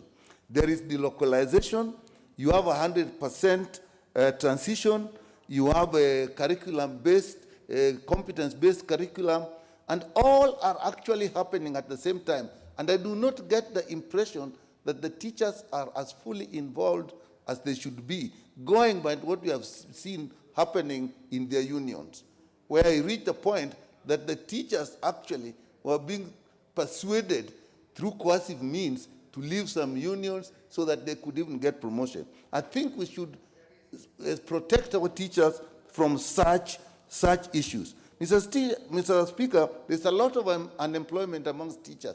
Many teachers are trained, they are not employed. But you go to schools, many schools don't have teachers, secondary schools, primary schools, all of them, many teachers on board payment. And yet teachers are out there. Many teachers work in severely hard areas. And sometimes you don't know the criteria for identifying these hardship areas. So you'll see one constituency and the next one is a hardship area, one not. We must really treat the teachers equally. I applaud the teachers in my constituency, but Mr. Speaker, let me just remember one teacher who is long dead, Mr. Aoro Tok. When I was in standard 4, my grandfather died and I stayed home for 3 weeks. I don't know why. When I went back to school, I couldn't cope with mathematics. They had moved. And I was actually dropping out of school. This teacher came to our home, took me and told my parents he will stay with me for 1 week without being paid anything, eating his food, tutoring me.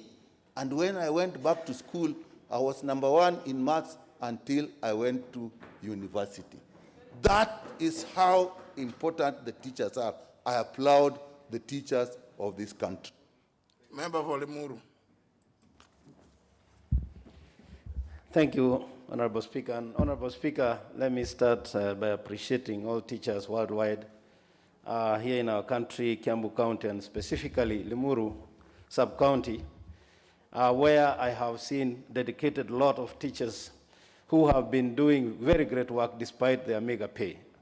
Honorable Speaker, it's the other day I was discussing with members of that union from Limuru, and I came to realize that they are undergoing a lot of pressure, a lot of agony, especially in the program they are calling delocalization program, where a teacher who is, like one of my colleagues said, is recently married or a single parent, leaves the children in that constituency and is taken away from that place without any consideration as to the status of the life that he's leading. And be it said, Honorable Speaker, that it is true that government requires, TSC requires to sit down with teachers and listen to their plight, especially on that delocalization program. And the other one, which came the other day, Honorable Speaker, on the issue of having to do continuous professional development, where they have to pay from their own pocket, and they're actually required to do it almost a must that they have to pay.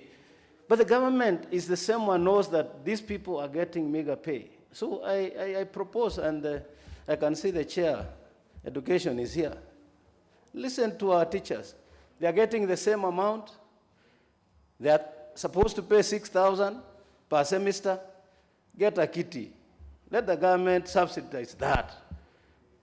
Get funding for it if you really, really love our teachers. We know the kind of work they do.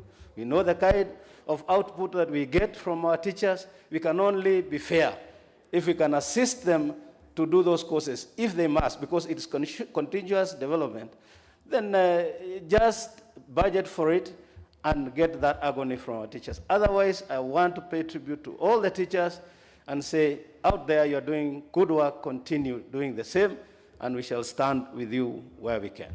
I thank you, Honorable Speaker. Member for Nambale. Thank you, Mr. Speaker. I also stand to join in appreciating the role of teachers in our society. Teachers affect us in a lifelong way. I have values that I got from class 1, 2, 3. Class 1 and 2, I got beatings for missing school on the second day, and I never missed school thereafter. And I still appreciate those teachers that have gone to the Lord for it's not been a long while. But forward first to today, I think that the management of the education sector in this country now, and including that of the teachers, needs a strong relook. We're treating teachers, and the way you get statements issued, they seem to be with anger. They seem to act as if somebody is the teacher to blame for something that I cannot understand what. I think that appreciation doesn't follow through, doesn't come through rather, through the policy pronouncements, doesn't come through the compensation systems they have got, and definitely it hasn't come through for allowing them to organize themselves so they can best speak for themselves. I think this is an important day to remember, but let's remember it from the perspective of the fact that unless we manage the teachers well, the quality of our society, not the education system, which is a big, big concept. Just if we mismanage teachers, the quality of education system. Finally, the quality, not just of education, but of this society to manage its problems, to deal with the future that is so critical, is going to be compromised. Teachers are absolutely critical in that. And lastly, I want to agree strongly with the sentiments that the retooling that's being proposed now in the CBC should be subsidized by government. Subsidized 100%, subsidized partially, offer soft interest-free loans, but do something. You can't let a parent who sold a piece of land get a share yet again. I think that something is missing. We need those links closed so we can appreciate even more fully the role of teachers. Thank you, Mr. Speaker. Very well. Honourable members can't go beyond that. Honourable members, you place your requests. I'm not able to know that anybody wants to speak unless they put their request. But many of you are. But the reason why, I give the reason why I allowed this statement by Honorable Sosion at the hour that I did. Ordinarily, it is 6:30 for only 30 minutes, so that by 7, even if they wanted to speak and it is 7, you have no option, but the House has no option but to adjourn. The Chair of Education Committee. Thank you, Mr. Speaker, for this honor, for giving me a few minutes to recognize and celebrate the teachers of this country. Mr. Speaker, it has been said how our teachers are uncelebrated, and we must celebrate them today, Mr. Speaker. Mr. Speaker, we all remember how our teachers suffered during the COVID time. We ensured our children went back to school. The teachers went back to school, despite the fact that everybody was scared of COVID, but our teachers went to school, even the calendar changed. So we must really celebrate our teachers. Mr. Speaker, we also must remember what happened when we were on the COVID break. We came to realize as a country that our children are actually safer in schools than at home. because of what happened. Too many pregnancies and too many issues happening to our children. So, Mr. Speaker, we really must celebrate our teachers who are more than second mothers, second fathers. They are our molders, and we really must celebrate them, Mr. Speaker. Mr. Speaker, when it comes to issues of delocalization, this delocalization actually, Mr. Speaker, breaks families because some are just newly married and they get a job. One goes to Kitui, the other one is in Coast region. So actually, family being the basic unit, we must ensure that this is reviewed, Mr. Speaker, and I must inform the members that we are actually looking at the TSC Act afresh so that we ensure some of these things are looked at afresh before the end of this term. Mr. Speaker, we are also happy that we have full commissioners on board now. Some of these things will be easily fast-tracked so that we can ensure our teachers are happy wherever they are. Mr. Speaker, we have teachers who have stagnated in one grade for even 20 years or more. So we also are looking at this as a committee to ensure that our teachers at least progressively move, to motivate them to be able to stay in their jobs. The hazardous areas, Mr. Speaker, even when you speak of that pay that they are paid, it is so little. We need all these things reviewed, Mr. Speaker, and as a committee, I can assure the members that we are looking at this. It was unfortunate the Honorable Mboko petition was taken to court. It was going to cure a lot of these issues that we are talking about. Mr. Speaker, we cannot allow our teachers to be allowed to be deducted 6,000 shillings from the little pay they have, and they were not even informed or there was no public participation. So, Mr. Speaker, it was unfortunate. We hope that you'll give a way forward on that. Mr. Speaker, when it comes to the issue of infrastructure, I must assure the members the Ministry of Education is doing the best it can moving forward to have classrooms built so that we can be able to have that. My appeal, finally, Mr. Speaker, is that when you're doing the supplementary members, please, support us as a committee to be able to hire enough teachers. We need even 10,000 more teachers so that they can be put in the various constituencies to be able to cover. Very well. It must end there. It must end there because that's not business as yet. Now, let's go to the next order. And you know, honour members, as we move closer to fire, I'm able to see what is happening. So I've seen a number of members who come, they walk in through here, pretend to be saying hello to a few members, then they just walk around that way. Then the next thing I see them out there, they have participated in the debate, and they will go out there to say we have passed this thing very well. Now what? I've just seen it, but it's part of the way business is done here. I just wanted to clear this preliminary business. Yeah. Next order. Order number 8, the Perpetuities and Accumulations Amendment Bill, National Assembly Bill number 24 of 2021, second reading. Question to be put.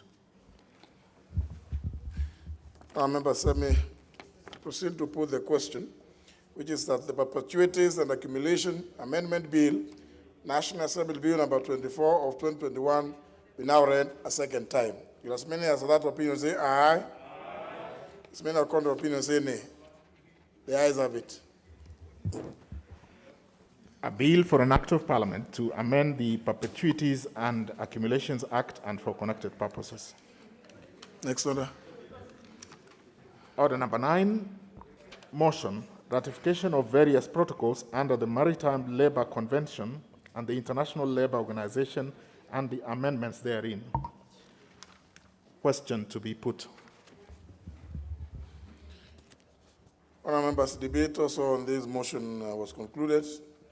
I therefore put the question, which is that this House adopts a report of the Departmental Committee on Transport, Public Works and Housing on the ratification of the 2014 and 2018 amendments to the Maritime Labour Convention of 2006, the International Labour Organization Convention C-185, amended Convention on Seafarers' Identity Documents of 2003, the International Labour Organization Convention C-188, in brackets Work in Fishing Convention of 2007, the International Convention on the Standards.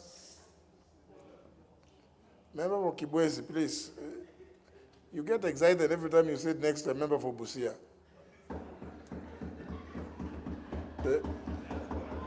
The International Convention on the Standards of Training, Certification and Work-Keeping for Fishing Vessel Personnel of 1995, and the Cape Town Agreement of 2012 on safety of fishing vessels, laid on the table of the House on Thursday, September 23, 2021, and pursuant to the provisions of Section 8, Subsection 4 of the Treaty Making and Ratification Act of 2012, approves the ratification of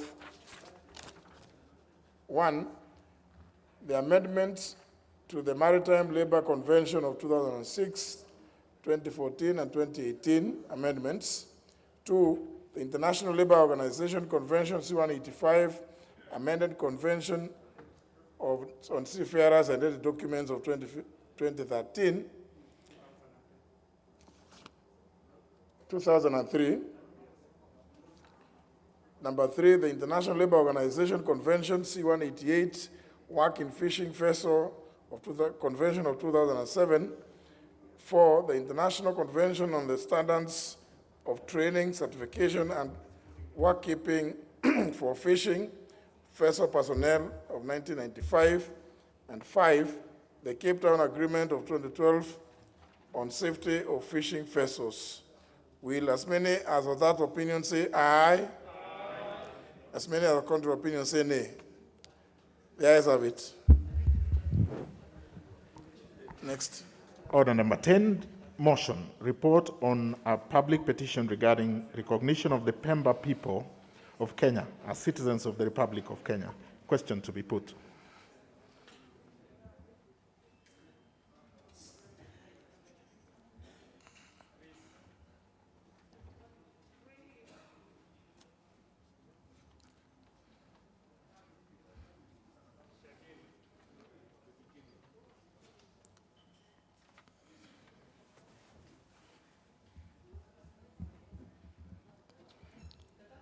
Member for Katanga, member for Katanga. No, just take a seat. Even there, it is not harmful.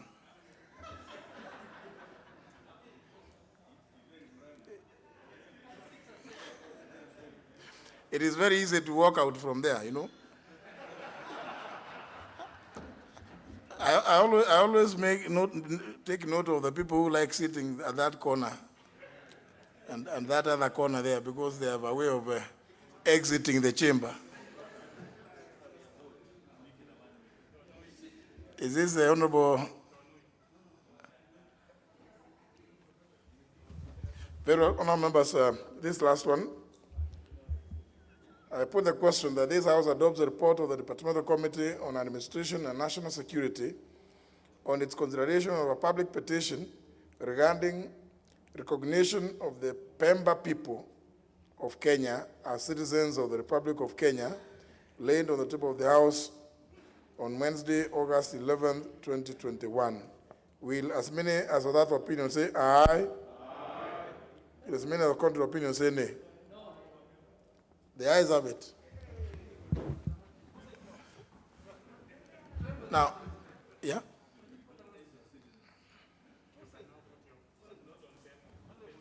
Yeah, Honorable Duale, what is it? Mr. Speaker, I rise understanding Order 83 to rise on a point of order on a very fundamental constitutional question touching on the Health Laws Amendment Bill 2021. Mr. Speaker, I really want you to indulge me because it's Order number 13. No, I know, that's what I'm saying. It's Order number 13, because, and I'm not imputing any bad motive on the other Deputy Speaker and the panel, but by the time we reach them, Mr. Speaker, because of Order number 11, you will not be on the chair. So, Mr. Speaker, I really want you to allow me to raise this matter so that as our substantive Speaker, you can guide the House. Mr. Speaker, on the onset, this bill intends to amend a total of 17 acts in the health sector, including the Pharmacy and Poison Act, the Mental Health Act, the Medical Practitioners and Dentists Act, the Nurses Act, and the Kenya Medical Training College Act, among others. And Mr. Speaker, these amendments seek to align the appointment of various boards under the several acts in order to align them with the Mwongozo guidelines. But Mr. Speaker, I have read the report of the committee, on the health committee, and I went through their deliberation that went when they met stakeholders. I had to get a copy of the Hansard, Mr. Speaker, and went through this the whole of yesterday, Monday, until late evening. And I was lucky because, you know, Facebook and WhatsApp were suspended last night. They were not working, so I had a lot of time to read. And Mr. Speaker, the fundamental issues, Mr. Speaker, I want to raise. And Mr. Speaker, this bill was committed to the Health Committee for public participation in terms of Article 118 and Standing Order 127. Mr. Speaker, I don't want to tire to restate what you have guided this House before, severally, that public participation within the reading of Article 118 should not be cosmetic exercise. We all know what happened to bills that have been subjected to cosmetic public participation process. They all die, and several bills of this House have suffered this fate when challenged in a competent court of law. Mr. Speaker, it's on this record that several bodies in the health sector, including the Kenya Union of Clinical Officers and Kenya Clinical Officers Association, the body that regulates medical doctors in this country, pharmacists, nurses, Mr. Speaker, I can continue, among others, despite submitting memorandums, Mr. Speaker, to be considered by the committee, Mr. Speaker, can confirm to this House that the committee in its report completely disregarded their submission. And in disregard of Article 118 of the Constitution, they never considered one single memoranda or even given some of these institutions and bodies an opportunity to appear before the committee to prosecute. Speaker, I'm not saying it out of the blues, and I have looked at the report.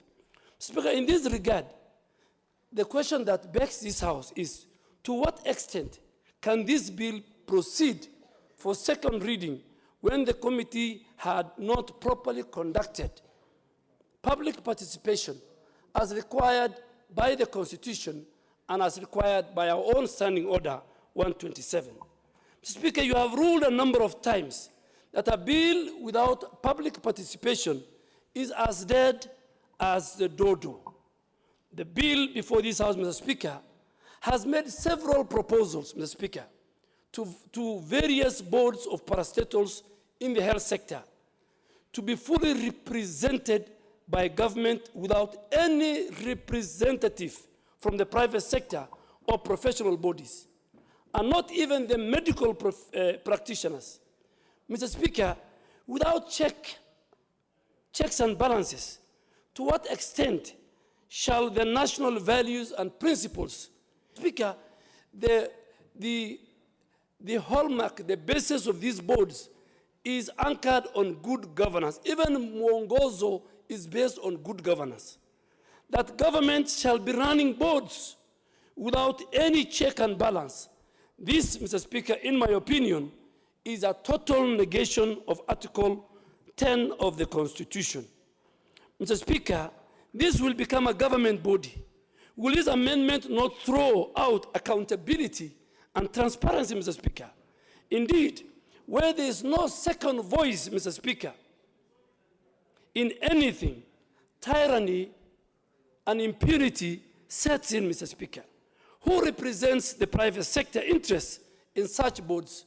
Who represents the interests of the many professional bodies which are recognized in the statutes passed by this House? Speaker, it is notable that although the boards are allowed to nominate 4 other persons, not being public officers, to be members, then these ones shall only be the appointees of the Cabinet Secretary, Mr. Speaker. That Minister Kagwe will have the leeway to pick who he wants, Mr. Speaker, and not bodies that are functional, that have membership, that pay their subscription to their organizations.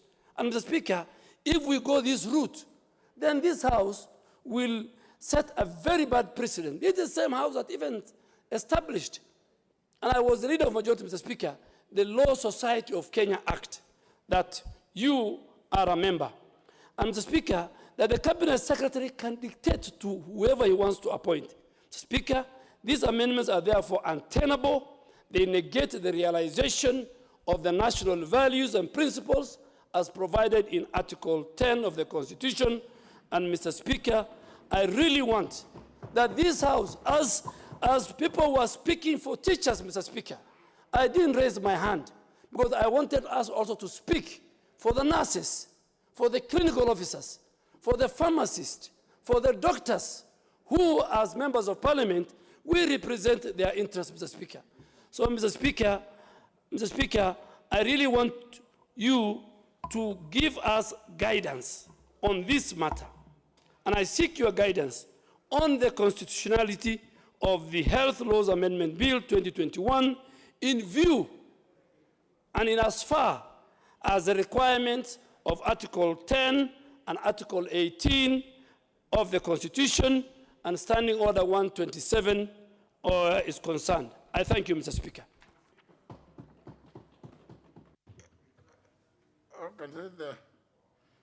Honorable Seli. Thank you, Mr. Speaker.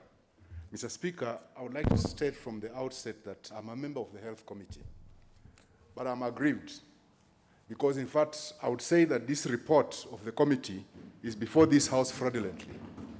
Because, Mr. Speaker, I wanted to make a minority dissenting report, and the clerk declined and denied me secretarial services so that I could do that minority report by arguing that I cannot do a minority report on a bill. Mr. Speaker, I was so aggrieved that I felt that there was a sinister motive behind this health laws amendment.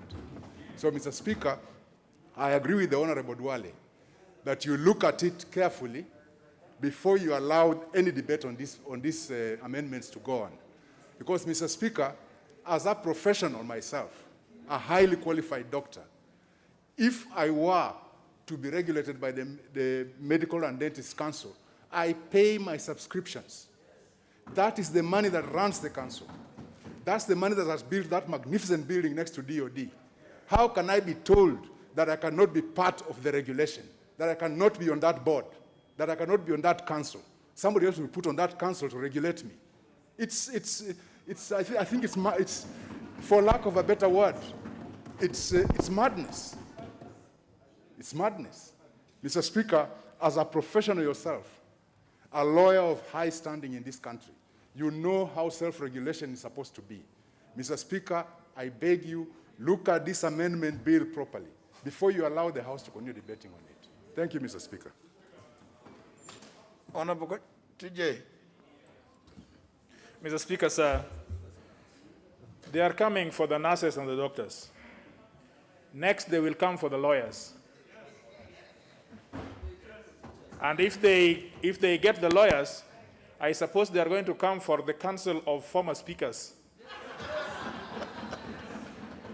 Which, Mr. Speaker, you will not join that council since, Mr. Speaker, sir, the faithful one will be the president of this country.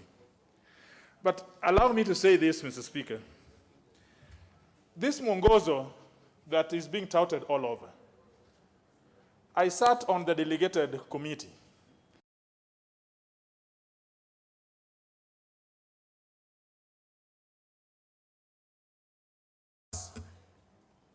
As an instrument to consider as the law requires. And we took it that, well, mwongozo is just like any other paper in those offices, those beautiful offices. And as long as it does not affect us, we will leave it at that. But you know, Mr. Speaker, under the Constitution, any edict of law, anything which appears or demands Kenyans to obey in some way, must have a force of law. And that force of law can only be granted by this or that other house. That is the law. In fact, looking at the interpretation of the word instrument under the Instruments Act, guidelines is specifically provided for. So if this Mungozo guidelines has this type of force of law, the first thing they must bring as a substantive policy of underlying these health laws would be to bring this policy before us, and we approve it. Then it becomes something fundamental on which they can predicate these amendments that they are talking about. Number one. Number two, how many times, Mr. Speaker, will we talk about miscellaneous laws amendments? We have spoken about it. In the other parliament, the environment was a little sour.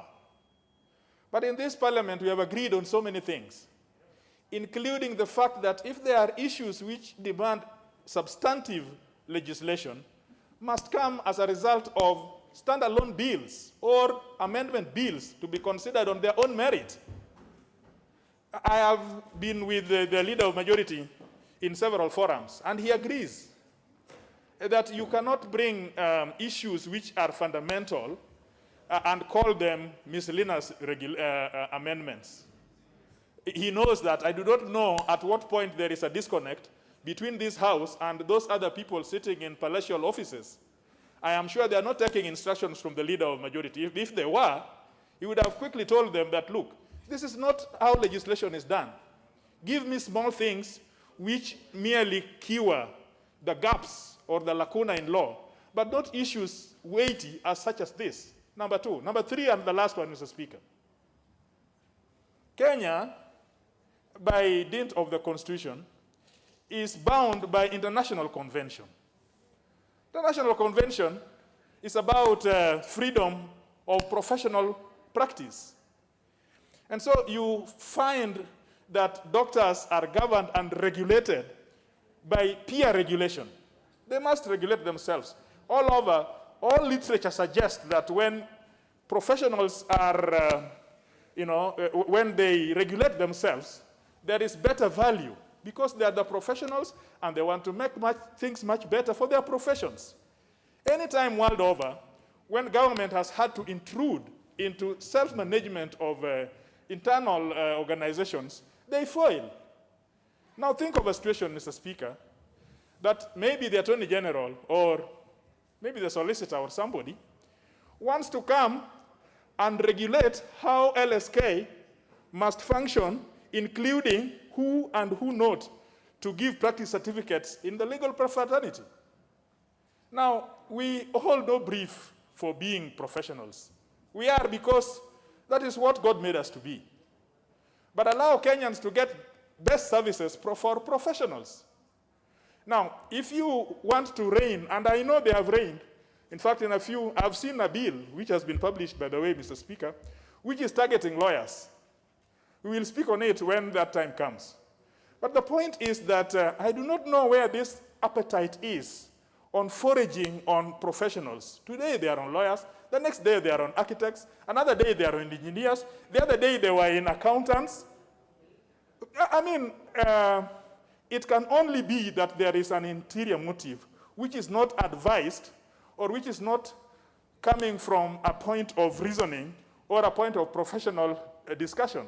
So, Mr. Speaker, together with the decision that Honorable Duale has begged you to give on its constitutionality, I think you may want to consider whether this is in keeping with international best practices and international conventions by which Kenya is a party, and whether, since the memorandum of this bill is tied to Mwongozo, whether there is something in your view called Mwongozo, until such a time that it's presented before you and discussed by this House. Mr. Speaker, I beg you to, for the last time, and the Minister, the Cabinet Secretary, for Health is a veteran member. He was a veteran member of this house. But I don't know, between this house and the other house, something must have happened. Because you see his reasoning, you wonder whether graduating from this house to the other house creates a problem in people's way of appreciating things.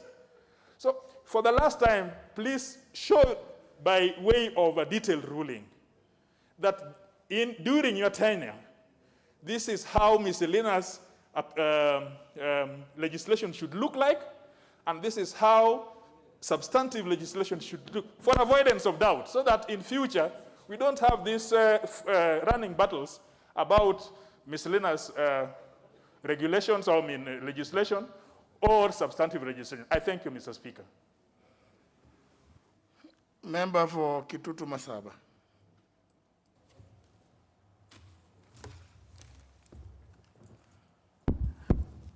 Honorable Speaker, also support. I entirely agree with what Honorable Duare has said, because, Honorable Speaker, this kind of omnibus bills tend to actually come in with a few to rob out. I would Honorable Speaker, say that if we allow this kind of bills, which in one way or the other are intruding to professional areas, just like Honorable Eseria said, that would, Honorable Speaker, really mess. And therefore, we would appreciate that you really give your recent decision on this matter. Thank you, Honorable Speaker. I support. Member for Rarienda. Thank you, Mr. Speaker. Mr. Speaker, I have carefully considered this bill. And the essence of this bill is to abolish the more progressive approach of allowing self-regulation by professionals for the more retrogressive approach of control of professional bodies by the state. And Mr. Speaker, there are many reasons, and if it was to graduate to that, why we would oppose this. I have personally identified over 20. But only in the context of what Honorable Duale has raised, Mr. Speaker, I think there are 4 points to consider. The first one is, in the memorandum of objects, this bill purports to say that these amendments are being done to align these laws with the Constitution and the Mwongozo Code for state corporations. 2 problems with that, Mr. Speaker. There is nothing in the Constitution that requires an amendment of any of these laws at all, and the report does not even purport to identify that. Secondly, the Mwongozo Code is not law, it is a code, it is a policy. You cannot purport to amend substantive legislation to accord with policy. It should be vice versa. But more importantly, Mr. Speaker, the bodies sought to be reorganized are not state corporations. These are professional bodies that are operating outside of the state. And therefore, even the premise of the amendment is wrong. Secondly, Mr. Speaker, to the extent that these bodies comprise professionals who pay subscriptions, and therefore they're actually associations. They are associations that are protected by Article 36 of the Constitution. To that extent, Mr. Speaker, if you are to abolish them, if you are to reconstitute them to the extent that the professionals lose control, it's like withdrawal of registration. That is expressly prohibited by Article 36, 3A and B. In fact, 3B even goes further to say, even if you are to consider, there must be a proper and fair hearing. That proper and fair hearing has not been given to any of these professional organizations by the committee. Mr. Speaker, thirdly, it offends a very basic principle, the constitutional principle of restraint of state power. That state power will be exercised only for the organs that belong to the state, not for organs outside of the state. To the extent that they are now giving the president, they are seeking to give the president the power to appoint chairpersons of all these professional bodies, and then the CS comes in to appoint other people, and then they reduce even those who can come from the professional bodies, Mr. Speaker, this is actually allowing the president and the executive to exercise state power outside of the state. And that cannot be constitutional. In fact, Mr. Speaker, will I invite you to consider a more fundamental issue. A careful reading of Article 132 thoroughly restrains the powers of the president and states what the president can do and cannot do.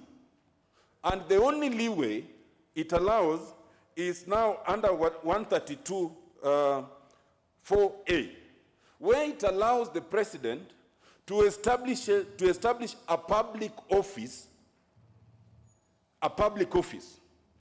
It means, and that before that is done, there must be legislation that enables that. So the only extension that then the president gets is if legislation allows the president to exercise that power, and if it's a public office. These are not public offices. These are professional offices. How can then the president come in to determine for professionals who to be their chair? That is unconstitutional. And lastly, Mr. Speaker, if you look then at what is proposed as clause 3.2, it's even more intriguing. It allows, and it's repeated for all the other bodies, it allows the cabinet secretary to appoint some people, some 4 persons, through conventional board resourcing procedures, including through applications, referrals, and knowledge of the market. Whatever that means, I don't know. But the one thing it certainly means is that it throws out Article 10 of the Constitution, it throws out Article 232 of the Constitution that require transparency and meritocracy in appointive offices. Now it's purporting to give the cabinet secretary the discretion to appoint anyone, and if you ask them, they'll say it was through referral or knowledge. That cannot be constitutional. Mr. Speaker, I urge you to save this House time and the embarrassment that might be caused even by debating this proposed bill. Thank you, Mr. Speaker. Leader of Majority. Thank you, Honorable Speaker. Honorable Speaker, I'm actually surprised that we have hijacked the debate on the bill by trying to preempt it from coming on the floor. And I want to, first of all, clarify that contrary to what the senior counsel has said, that this bill is linking to the Constitution and has nothing to do with the Constitution, it's very clear you have not read the bill.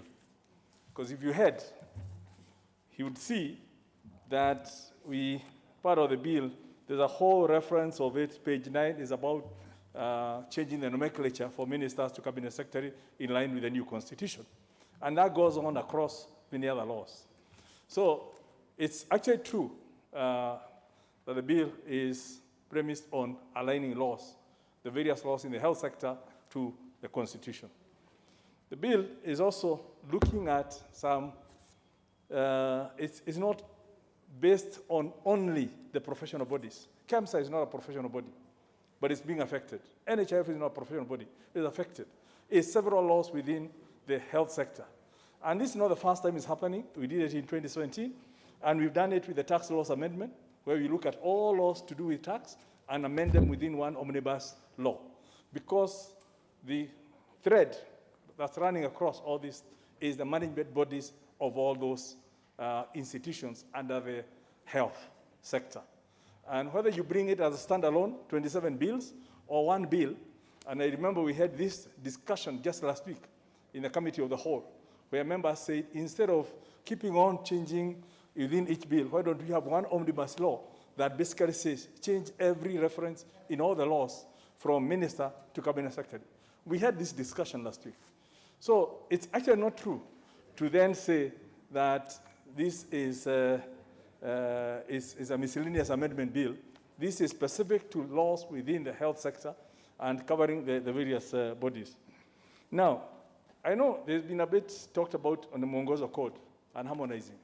But since I came into this House in 2017, every law that changes the board or composition of the board, and you can check on the Hansard, has the operating that we are doing this to comply with the Mwongozo Code. Now, Business in this house is regulated through precedents and practices. We already have set a precedent in this house that all the laws are harmonized with the Mwongozo Code. Now, if that Mwongozo Code has never been brought here or not, but we have internalized the Mwongozo Code and it's on the Hansard, and we have justified why we are changing directors into Mwongozo Code. So let us not now, when it's not favoring us, start saying, perhaps we were wrong, because then we'll be opening a Pandora's box. That all those laws that we then passed and say the membership of those should be like this, to accord with the Mwongozo Code, that we are actually according to something that is illegal. We have already legitimized it in this house through internalizing and using it into all the various laws. Honorable Speaker, I think... What's your point of order, Honorable Kajwang? Mr. Speaker, is it in order for the Leader of Majority to misguide the House that in application of practices of this House, issues to do with precedents can take over legal consequence of legislation? If legislation demands that something must be done, is it in order to mislead the House that we can avoid the prescription of law and apply this thing he's calling precedents and traditions of the House? Yeah. In terms of application to the House, can you advise the Leader of Majority how applications of these issues are? I'm not a lawyer, Honorable Speaker, but I'm a lawmaker. And I know, even when you go for judicial interpretation, the question you ask, what was the thinking of the lawmakers when they made the law? We may not necessarily be guided by all those things, but at least this House has been guided by a certain code that is called Mwongozo Code, and has been quoted extensively, and I sit in every committee of the whole House. And you look at the Hansard, and it's very clear that every justification has been, we are doing this to accord with the Mwongozo Code. So, again, that is up to Honorable Speaker for you to guide this House. Point of order. Mr. Speaker, I don't want to interrupt my colleague and the Leader of Majority. Mr. Speaker, I think what Honorable TJ raised is that, and you are our Speaker now, the 9th year, is that you use the Constitution, you use the standing orders. In the event, even where the Speaker finds, then you go to traditions of other jurisdictions, you go to practices, then even where you don't find all those, then the Speaker uses standing order number 1. The Speaker, that is the matter. The Leader of Majority is out of order, Mr. Speaker, to mislead this House, that where we are raising a matter of constitutionality, Article 10, Article 118, Standing Order 126, Honorable Otieno Amolo raised other provisions in law. We are now at the constitutionality of a piece of legislation before the House. So you cannot bring the issue of precedent, Mr. Speaker. I only want to say that I think the Leader of Majority needs to guide, and the Speaker, thank you, because I'm a ranking member, I must say it. And this has been even the precedence in other jurisdictions, that where you say what happens in the US was similar. If it's not provided for in our standing order, it's not provided in our Constitution, then the Speaker, even in your own ruling, the Speaker, and the lawyers will tell us, even lawyers use other judgments and other authorities written by other professors of law school. So, Mr. Speaker, the matter before us is a matter of whether this amendment, health amendment bill, is constitutional. We are raising the unconstitutionality of it. So the Leader of Majority must refrain himself to that and don't take us to the sideshows of practices and precedents. In fact, Honorable Speaker, I'm not quite sure how that fits in. But basically what I was requesting of you as you make this ruling is not to dismiss the references to Mwongozo Code, because it has constantly been used in this House. And the fact that it's coming now, it's being challenged now, does not mean what are the implications of all the other laws that have been premised on an application of the Mwongozo Code. Because what we do now has an impact on people going to court and then saying, this has now been quashed. So what happens to other laws that are referenced to Mwongozo Code? So I'm just highlighting the issues that came out on that A, the bill has precedent in terms of an amalgamation of laws of a certain sector, with an example of health laws of 2017, and also the tax laws amendment bill. Two, that this bill has more than professional bodies. And if members have a problem with reference to professional bodies, then those should be brought out in debate during the second reading. And indeed, no member has been denied the opportunity to bring amendments in the committee of the whole House, because that's how we do laws. So trying to kill a bill because we don't like its provisions is perhaps not exactly what we would want to do as a House, because we are actually encouraging even the people out there, even the courts, to start telling us, don't do these bills. Yet we have an opportunity on the floor of this House to bring up the issues, bring up the amendments, and refine the law ourselves. It is when the law has passed through the third reading that people can now take it for interpretation. But as of now, it's work in progress. And I would urge that we continue with this work in progress. Let people who have an issue with this bill bring them on the floor of the House. Let it be on the Hansard rather than pronouncements out there or in the media or fighting it on the bunge, on our WhatsApp walls. But let it be on the Hansard here so that every member has an opportunity to see the logic of why a member is opposed to a certain provision or not. And if a member persuades us, we will be able to then bring the amendment at the committee of the whole. And I think that's how we do law. So, Honorable Speaker, I would urge that we don't kill the work, we don't kill all these bodies, we don't kill the spirit of the universal health coverage by stifling debate, because some of us are uncomfortable with the fact that professional or these health management boards are being opened to other professionals other than just the traditional ones. And this is a trend that will be seen not just in the health professions, it will also be seen, the Accountants Act, in the Accountants Council, you have more than accountants sitting on the Accountants Council.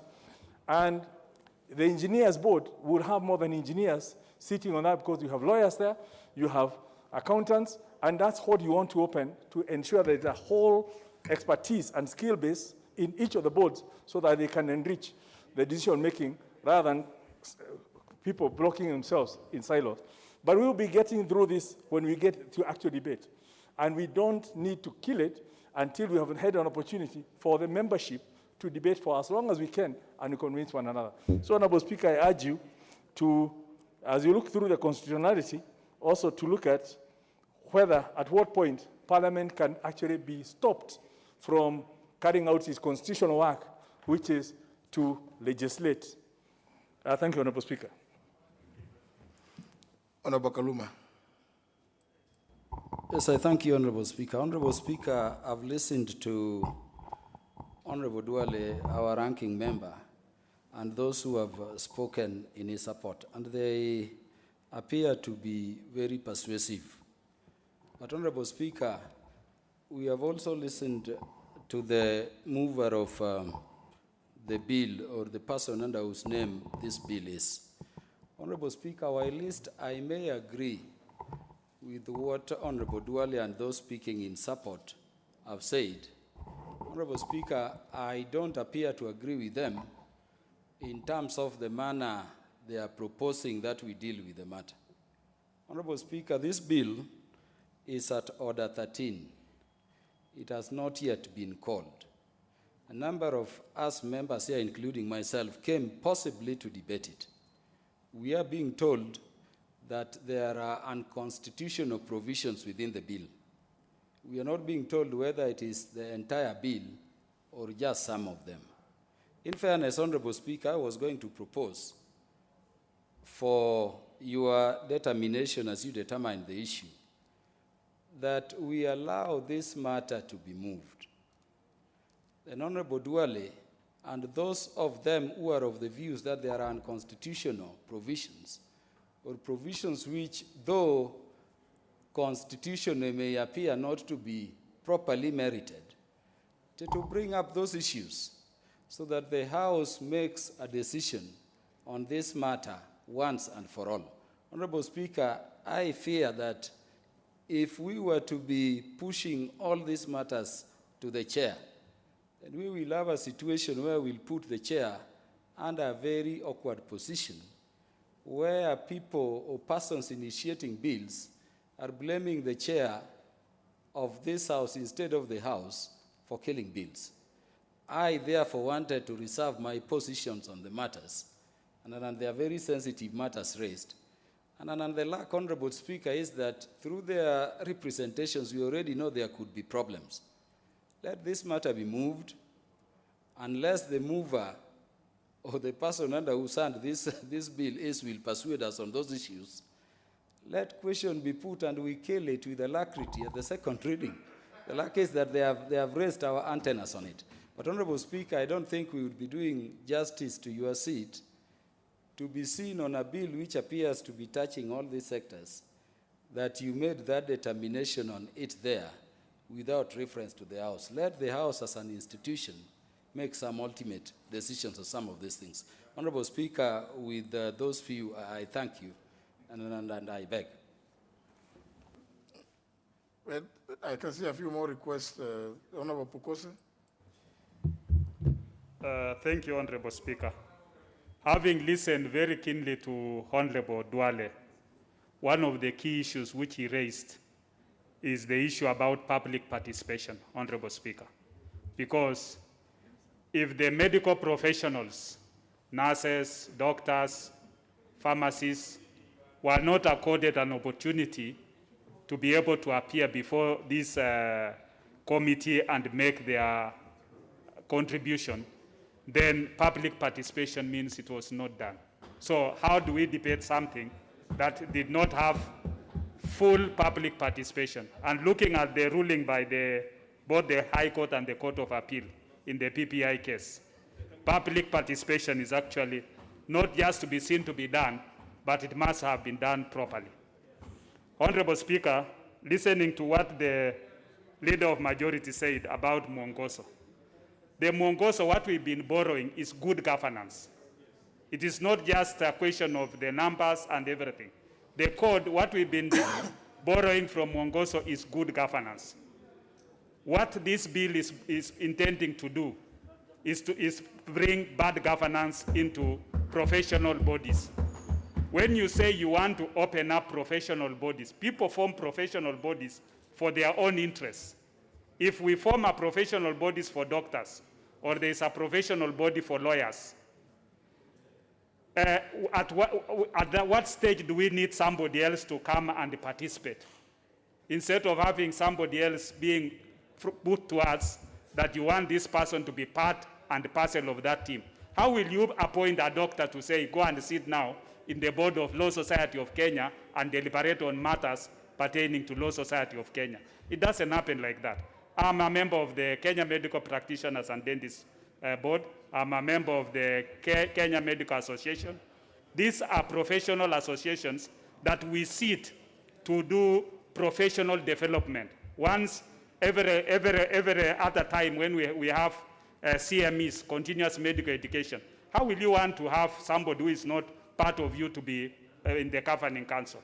It doesn't work like that. So, Honorable Speaker, I just want to stand with what Honorable Kaluma is saying. We'll ask you to be able to give a ruling on the constitutionality, on the public participation issue. But if it fails, then we'll have it debated on the second reading and we kill it from there. Thank you, Honorable Speaker. Now, when you use the word kill, you are suggesting you could be murderers, is it?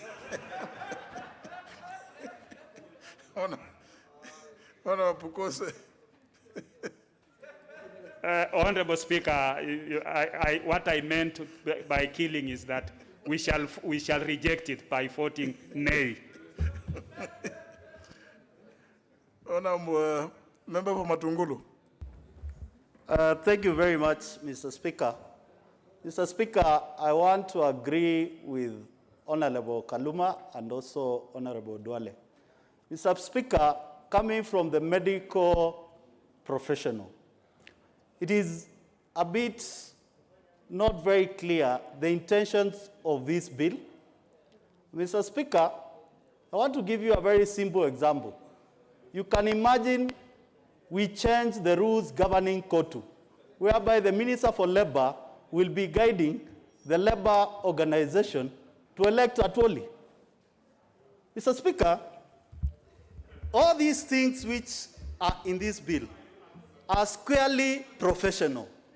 Mr. Speaker, as we speak right now, I have a bill from biomedical engineers, professionals, to govern themselves. We have just had a participation in Mombasa with the Committee of Budget, and they have agreed the bill can proceed so long as the members, the biomedical engineers, can pay the subscription and the board does not get any money from the exchequer. Mr. Speaker, most of these professionals bodies here, they rarely get any money from the exchequer. Why do we want to curtail them, Mr. Speaker? Mr. Speaker, if you look at the clinical bill, which we passed last parliament, brought by my brother, Sang, it gives even the directions of training and how to report the matters of the profession. These are the professional bodies who are advising the same ministry. How do you make the boss of that professional body the same ministry which is supposed to receive recommendations from these professional bodies to enhance the better health of this country, Mr. Speaker? Mr. Speaker, I know you are a man of wisdom, and I know you will make a determination. Allow us to proceed with this issue and probably murder it completely, once and for all, at the second reading. I thank you, Mr. Speaker. Now Honorable Nyikal, Dr. Nyikal. Thank you, Mr. Speaker. As I stand to make a contribution to this, I must say I'm a member of the Health Committee. And the first thing I want to talk about is the public participation that was raised by Honorable Duale. What happened is this. When we called public participation, the members, all the professionals that came, there were so many issues with the ministry that what was agreed is that they sit down with the ministry and all those and bring to the committee points on which they are agreed. Then what happened, the ministry actually came with some points that were purportedly agreed. What then surprised the committee is that all the bodies started saying those things they don't know about. So to that extent, actually, in my view as a member of the committee, that public participation was really a sham. And I think I blame the ministry for that. Then, Mr. Speaker, when I come to the contents, in my mind, I'm not a lawyer, but this thing violates basic principles. The lawyers will say their laws, they'll say their constitution, they'll guide us on that. But this violates the principle of representation. In all the boards, we are talking about regulatory boards, and the majority was right. There are some regulatory boards, and there are also management boards. Regulatory boards like the Nursing Council, the Medical Dentist Council, and then there's KEMSA, then there's NHIF, which are actually management boards. Now, when we come to the regulatory boards, then you find that the representation of the various professions are actually, the representatives are appointed by the minister. In fact, in all of them, if you read all of them, they are actually PS, and then I think 3 people appointed by the minister. And so the professionals that are the stakeholders are not represented. Obviously, those people who are appointed in that way will have their allegiance to the minister and not to the interests of the profession. And I think there is something wrong with that constitutionally in terms of representation. Mr. Speaker, then there is another issue that I think is wrong here. The principle of self-regulation. If you have a regulatory authority and the professionals, the people with the technical content are few, 2 or 3 appointed by an authority, the ministry, and then the quorum that you put is such that even in their absence, the deliberations can go on. It is quite possible that you will have a situation where you are even looking at the professional conduct and these people are not there. So how are you going to have self-regulation? How are you going to know if somebody said they didn't look after a patient properly? Do you expect lay people to actually now alone sitting know whether they didn't look after the patient properly? You need technical input. Mr. Speaker, a third violation in my view, Mr. Speaker, is this bill. Mr. Speaker, third violation, this bill fails to make the distinction that the leader of majority was actually talking about. When you have regulatory boards, their structure must obviously be different from boards that are management like KEMSA, where you have a lot of government money, they are giving service and so on. You need a lot of representation of all people there, accountants, so on, and auditors and so on. That's okay. But when you are dealing with the body that is actually regulating professionals, whose income is not even from the state coffers, but by members paying in there, why do you want to bring all these other people? And normally, their funds are even not that much. So why is that necessary? Mr. Speaker, the fourth point is you get the impression that actually, I think leader of majority has said is coming, where there's the impression being created that in the management of, say, the health sector or any other sector, one need not have the technical information. Mr. Speaker, allow me. There's a strange thing happening in this country. We have the Director General who is acting. This Director General, when they go to WHO, who is the actual custodian of health, is a chair of the executive board of WHO. Now, the chair of the executive board of WHO is actually the boss of the Director General of WHO. So it's actually the boss. So now, in this country, he's acting. So what we are finding out here, Mr. Speaker, is that there is a general feeling that you don't really need technical input in the management of sectors. But let me say this. Even if you take all the ministries, Mr. Speaker, what distinguishes one ministry from another is the technical arm. The management arm of the ministry, the PS, the finance officer, the accountant, all those procurement people, they are the same in all ministries. What will make a distinction is now when you have the technical people, the director of water, the director of agriculture, the director. Now, if then you start to say that in certain bodies you do not need those technical people, what is the source of the information? And the other day here, Mr. Speaker, we actually said we do not need the Director General in the board of NHIF. And yet all the money that is being collected is actually used to purchase health. Who is going to advise that body on what health to purchase? And look at, while we are doing that... Now, Dr. Nyikal... I'm coming, Mr. Speaker. No, you know, Dr. Nyikal, you know, ordinarily I don't like, interrupting you. But, see now, the Honorable Duale claimed that the bill is unconstitutional. Now, you, for the longest time, have been dealing with the contents of the bill. In which case, then, if you look at your standing order number 85, then you are anticipating debate, because you now are debating the bill and not the issue of constitutionalism or otherwise. So you know... The last point, Mr. Speaker, yes, I'm listening to you. The last point, Mr. Speaker, is whereas we have this bill coming in, there is a health act which has not been implemented, and all the amendments you're making could have been actually corrected by that. Maybe that will fall the same area. But I started by saying, I'm not a constitutional lawyer, but I can see the biggest issue we have here, all the professionals, many of the stakeholders, including even COTU, even NAT, and so on, feel there is no representation for them there.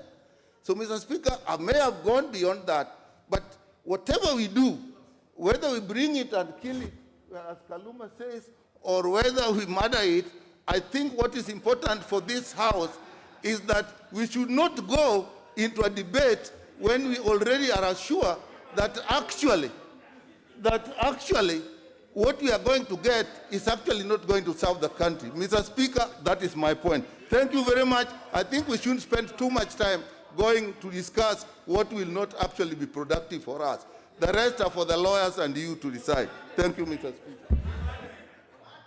Now, can we hear those who are not in some murderous range? Honorable Oudo. Thank you, Honorable Speaker. Let me take this opportunity to thank the former majority leader for highlighting the issues at hand. Honorable Speaker, it isn't the first time you have been invited to make a ruling on the constitutionality of a bill or not. You have been invited several times, and you have made a considered ruling. Honorable Speaker, at the core here, there are two fundamental issues. Number one is public participation. And I think it has been a debate in this country for many, many years. I sit in the Committee of Delegated Legislation. One of the sole issues we have tried to deal with is what constitutes public participation. Is it just a talking show, or is it just something people come, make representation, and the committee or regulator making authority does not give any due consideration? Here is an issue that we need to consider. In the past, Honorable Speaker, when a similar issue was raised, you ordered the committee, respective committee, to go back and do public participation afresh. What is emerging from the representation by members in the Committee of Health, it seems, yes, there was some form of public participation, but it was not public participation as such, it was just a farce. That's the first issue that we need to consider. Secondly, Honorable Speaker, and it has been an argument in this House for some time, that what constitutes miscellaneous amendment? What constitutes an omnibus amendment? Honestly speaking, with so many bills being amended at a go, it becomes extremely difficult for members to give an enriched debate in respect of the matter. Again, we have invited you in this matter many times. You have made rulings the other way. Again, this is an opportunity for you to make a ruling. Thirdly, Honorable Speaker, on the other side, this bill is before the House for debate. During the debate, members persuade each other on the merits or the merits of the bill. Probably it might be important that at this particular time, we test this House, we test the members of this House, that how many of us are keen debaters, how many of us will keenly follow the debate, pick out what is bad, what is good. As my colleagues have said, when we come to voting at the second reading, are we able to vote based on issues? Are we able to vote based on the discussion, or are we merely a chorus house? We vote yes and no without due consideration of the contents and the debates in the House. Honorable Speaker, we have had an argument here many times. During the second reading, we debate bills. Do chairmen of the committees ever bother to listen to what members are saying, so that at the time they prepare the amendments for the committee of the whole House, do they ever consider those issues? We are being invited here, Honorable Speaker, to literally rejig the workings and operations of the committees. Honorable Speaker, at this particular point, I do believe those of us who have issues with this bill will be candid enough, persuasive enough, persuade our colleagues that the provisions of this bill are bad. Those for the bill will also have their time to persuade us that what is in this bill is good. It is time for members of this House to rise to the occasion, debate soberly, view the issues at hand, weigh whichever way. When it comes to the second reading, at the point of voting, let's vote for the people of Kenya, let's vote otherwise. I would suggest, Honorable Speaker, that you allow the debate to proceed. Let us debate here. It is time to test. Yes, it's time to test whether members really care, whether members come here to debate for the benefit of Kenya or they come here to debate for some other issues, whether they pay attention or not. So that, Honorable Speaker, I would request that you allow we debate this bill at the committee of, at the second reading. Let's now test whether members understand or not. Thank you, Honorable Speaker. Now, I think we must bring this to an end because it's just a matter of what is 1 minute. Thank you, Honorable Speaker. In just 1 minute, Honorable Speaker. Honorable Speaker, I think the issue that Honorable Duale has raised, for me, the most pertinent issue is a question of public participation. And I think that is what he has anchored his request to you to hinge your decision on. And Mr. Speaker, I want to say it is not the first time.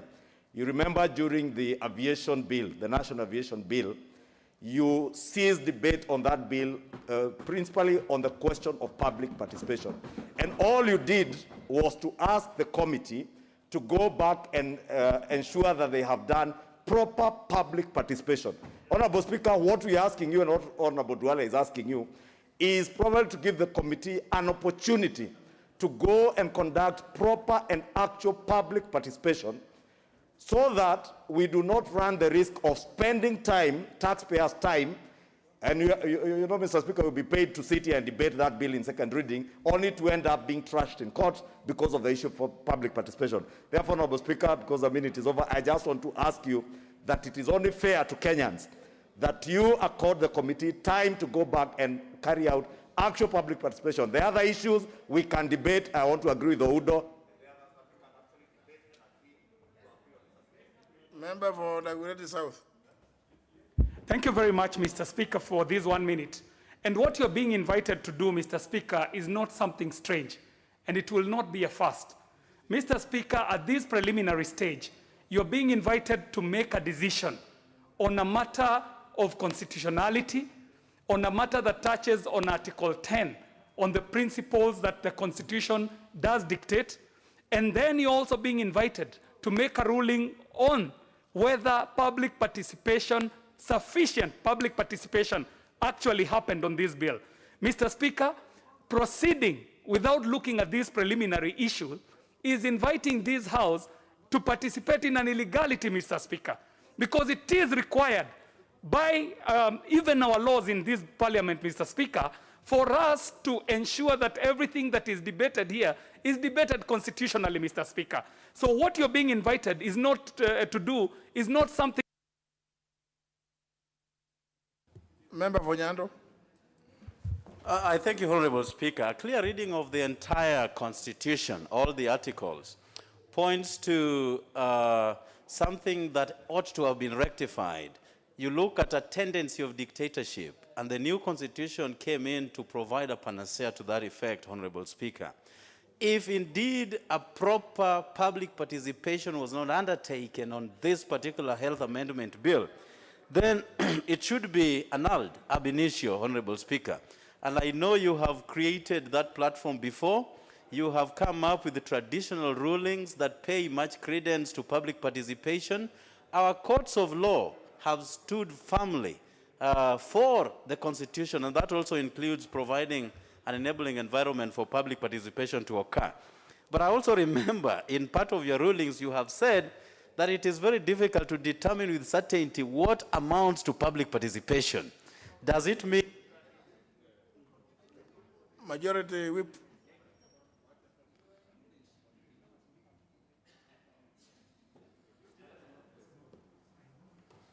Thank you, Honorable Speaker. Honorable Speaker, getting it from the Honorable Duale, Honorable Duale does not dispute that there was public participation.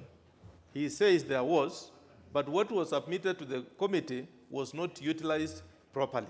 Therefore, Honorable Speaker, it means that you have to define, Honorable Speaker, in your ruling, what constitutes public participation.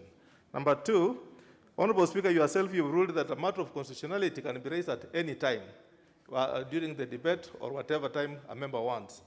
Now that Honorable Duale has raised an issue of constitutionality, you will have a place to make a ruling on it based on how well you have understood. However, Honorable Speaker, it will also invite you to make a ruling, which you have already made before, that the committee report need not to stop a debate of a particular bill. Therefore, Honorable Speaker, you're allowed to make a decision as in at what stage. Member for Chepalungu, finally. Honorable Speaker, I've listened keenly on contribution from most of the members here, and especially from Dr. Nyikal, whom I respect. I've checked and I've seen that he's a member of Health Committee. I'm wondering whether the threshold of this bill is met before getting into Parliament. And, Honorable Speaker, anything to do with public participation is a very key and very important element that must be subjected to the key stakeholders. Looking at the stakeholders are more than 5. Honorable Speaker, before we kill it, we request that you murder it, Honorable Speaker.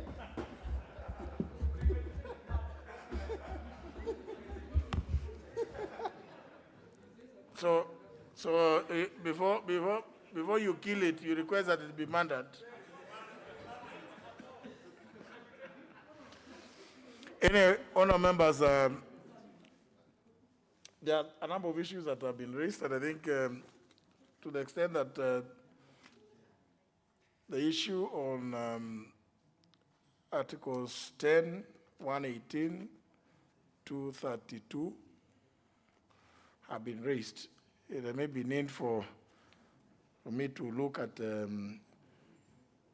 all what has happened between the committee and those that appeared before it. That is available from the report and from the records, so it should not be problematic. But I think for the time being, just like it is true that a matter raised on constitutionalism may be raised at any stage, we will allow the debate to continue, and the ruling will come also in due course. Because there may be some issues to do with, and you know, the courts have actually really touched on this issue of omnibus. And the courts have guided on a number of occasions that let's not deal with very, very substantive matters. If you're just going to do statute law, miscellaneous amendment law. But that means that then I have to look at the bill as it is and determine what it is, whether it is making very substantive proposals to amend various laws, and where their place would be in the legislative process, as the courts have guided in the past. We have a number of authorities dealing with that matter, and therefore should not be a problem. But for the time being, time allowing, you may proceed. You may proceed. Well, there are some who are intent on murdering, and but I think it's fair. It's fair that also, honour members, you should be available to persuade one another. But just like the Honourable Udo said, you notice there's some trend here. That the members who are very keen at debating, and particularly who participate in the committee of the whole House, the next day, because usually there's no quorum to put the question, the next day when you put the question, the ones that vote have absolutely no idea what it is that they vote for, one way or other. Yeah, that's part of the non-fare paying passengers. They don't pay any fare. They say in mtaani, they call it sare. Those who, is that the member for Dagoretti South seems to understand that language very well. They are not fair paying. So, usually that's the other challenge, and I agree with Honorable Oundo that, you know, it's not possible to know, to ensure that those that took part in the serious business of committee of the House are the same ones who come to vote the next day. And especially, you may find that when you have committee of the whole House on a Thursday, and the question will be put on Tuesday afternoon, those ones who just have come from the villages coming to vote one way or other have absolutely no idea, but still they nonetheless vote. And so that's a challenge, Honorable Oundo. It's not possible unless we insist that everything should be by roll call, which will be very, very inconveniencing also for the House. But obviously it has to do with, it has to affect the quality, whether we like it or not. But let's hope that you people are able to persuade one another. But the issue about Honorable Dr. Eseli not being allowed to do a minority report, I think that's a serious one. I think whoever it is that is clerking the committee should be taken for a refresher course, so that you know, they understand that it is your right, the right of every member who wishes to do a minority report to do so. I don't know whether the Honorable Nyikal signed the report for the majority, or the Honorable Mule signed for the majority, but you see now that's why it becomes very difficult. It's not possible for somebody to walk in and expect to be given a chance to speak, because they may not know where it is that we have reached up to this point. So we will leave it at that point. You may commence debates. You may commence debate, but I will also make a determination on the number of issues that have been raised, especially those which touch on the Constitution and the place of the bill, whether it's a miscellaneous amendment bill or not, depending on the proposals contained in it. So we'll leave it at that. The chair of the committee, because we don't want to reopen. We've already closed. No, it doesn't matter. You go to the handstand, because you see now, I mean, surely, yeah, and you know now it is 5:30, so it's not right. There are some members who have been here since 2:30, or before 2:30. Yes. So but anyhow, she will have an opportunity to move the bill or second. The leader majority, the bill is your name. Very well. Let's go to the next order. Yeah. What's your point of order? Thank you, Honorable Speaker. Honorable Speaker, you do recall I rose on a point of order some time back, and fortunately, during the special sitting, and the chair, finance, and chair, security were not in the House, but I see today they're in the House. And you did give direction, Honorable Speaker, on the two matters that they were inquiring into. One being the question of the Turkish national, which I had sought a statement on the 10th of August, and the chair, security, had indicated that it would take him 2 weeks. Honorable Speaker, it's 2 months since then. We are here to get a response.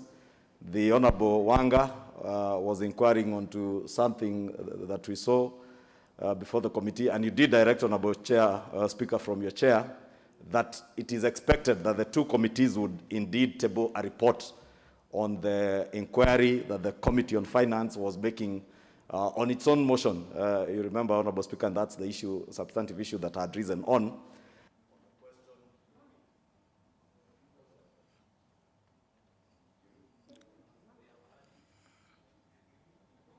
Go back to settings.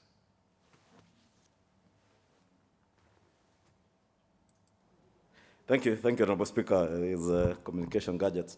Honorable Speaker, I was saying the issue that the Committee of Finance was inquiring into was the issue that touched on Equity Bank and investments by an East African national in Uganda. And as much as we debated here, and it was indicated that indeed the committee can move on its own motion to inquire into any matter that is of interest to the nation, and the committee had moved on its own motion, made inquiries, had a lot of media blitz with the two issues, the issue of ID and the issue of the inquiry onto investments in Uganda through Equity Bank, Honorable Speaker.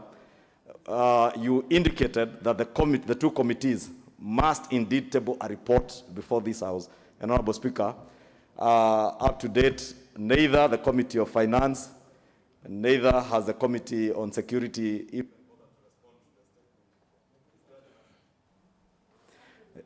Honorable Speaker, I don't know whether gadgets are disadvantaging me, but I was just finishing saying even the Committee on Security has neither bothered to respond to this request for statement on the issues that I raised on the 10th of August. And since they are here, maybe Honorable Wanga, since she's here, she can also tell us whether she has begun on her own motion anything to do with the Pandora Papers.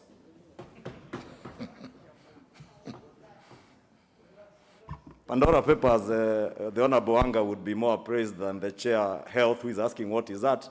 Maybe on her own motions, Honorable Speaker, Honorable Wanga can tell us whether she has begun a new inquiry now, since she had a penchant for picking up things from the media. Now these that came from the international media, she may also have picked it up and begun an inquiry, and maybe she can appraise the House also. And we would also expect that if she does that, Honorable Speaker, in line with your ruling, that she will be able to table a report also before the House, so that the members have the opportunity to discuss. Honorable Mwadi, do you have the statement? Is it ready?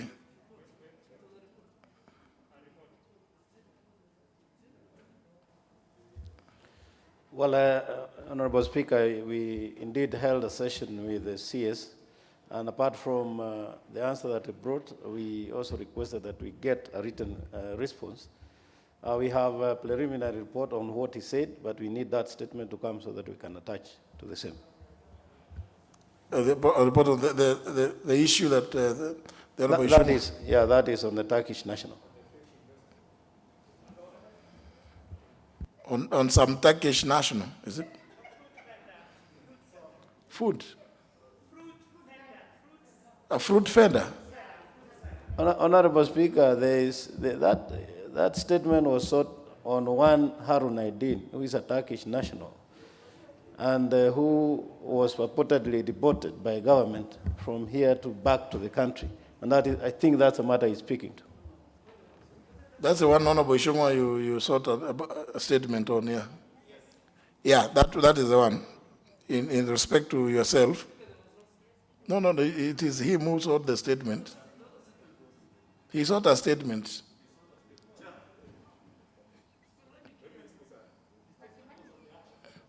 Yeah. No, not a report. The one on 10th of August. What? You don't have a... Chair, sorry, Honorable Speaker, it is indeed true I sought a statement, and on the day I sought the statement, the Chair indicated that they were going to meet the Cabinet Secretary the previous week, the following week, and give a response in 2 weeks' time. Fortunately or unfortunately, they happened to be in Mombasa with the CS. And that matter, I saw it in the media being canvassed in the meeting with the CS before even the 2 weeks they were saying. So I had expected that maybe the following week or a week after, they would be kind enough to bring to the House what the CS had said. Because indeed, some of the issues that are addressed in the statement was actually on whether Mr. Harun Aidin was actually deported from Kenya. And of course, as per our parliamentary procedures, Honorable Speaker, we expect that if he was actually deported, that deportation orders and all requisite documents would be attached to the report that, or the response to the statement that the chair would respond. From what I hear, he's saying he is waiting for a copy of the statement to attach to the report. A copy of the statement, of course, Honorable Chair, he cannot have canvassed that matter with the CS if he didn't have the issues at hand, meaning either they had, the committee's clerk had the statement, or the clerk's office can give him a copy of the statement. I even have it on WhatsApp. I can send it to him now, if that's all he needs. In fact, I have just sent it to him. Let me send it to him, Honorable Speaker.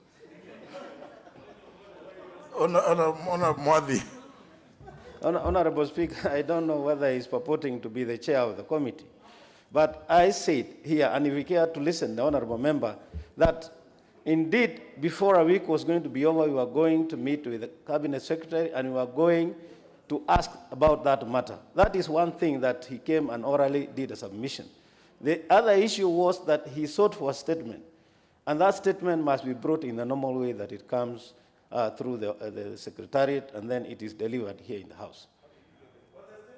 So I don't know how he got that statement. So when is the statement? When are you going to respond to the statement, the request? Honorable Speaker, give me until next week, Tuesday. Next Tuesday? Yes. Very well. Honorable Anga.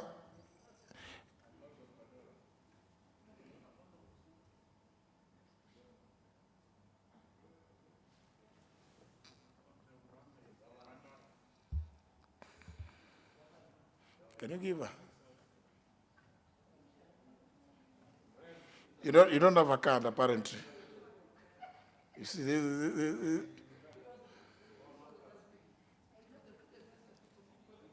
can you give her?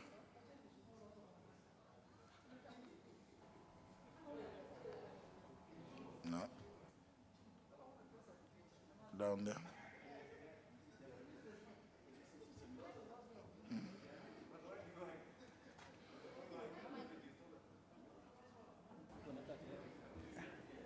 Thank you, Honorable Speaker, and my apologies for not having my card.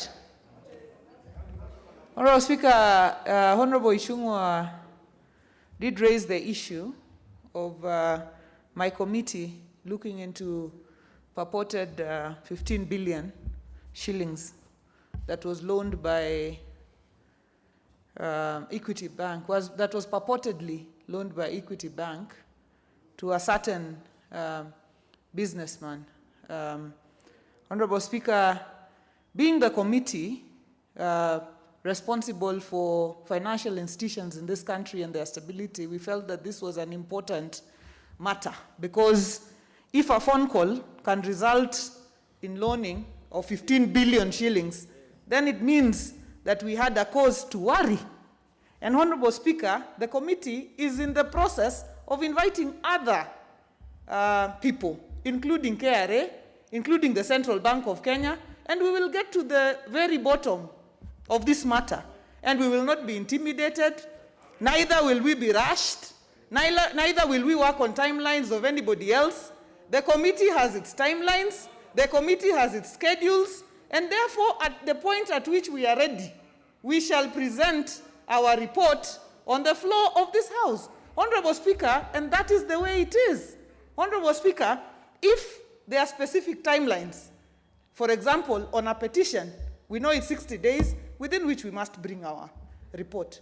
Or a petition such as what you gave us the other day and gave us 14 days. If on our own motion we are conducting an inquiry, we will come to the House when we are prepared with the report. We still have to listen to KRA, we still have to listen to Central Bank of Kenya, we still have to listen to the Financial Reporting Center on this very matter.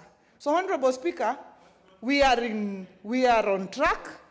We will move. This committee will not be intimidated.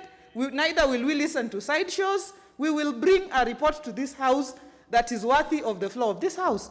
Honorable Speaker, If you open the Pandora's box, the one that Honorable Ichungwa is talking about, then we will have to look very deeply, and some people will not be smiling anymore. Honorable Speaker, thank you. No. Maybe there's something that you need to appreciate. That was the committee doing an inquiry on its own motion.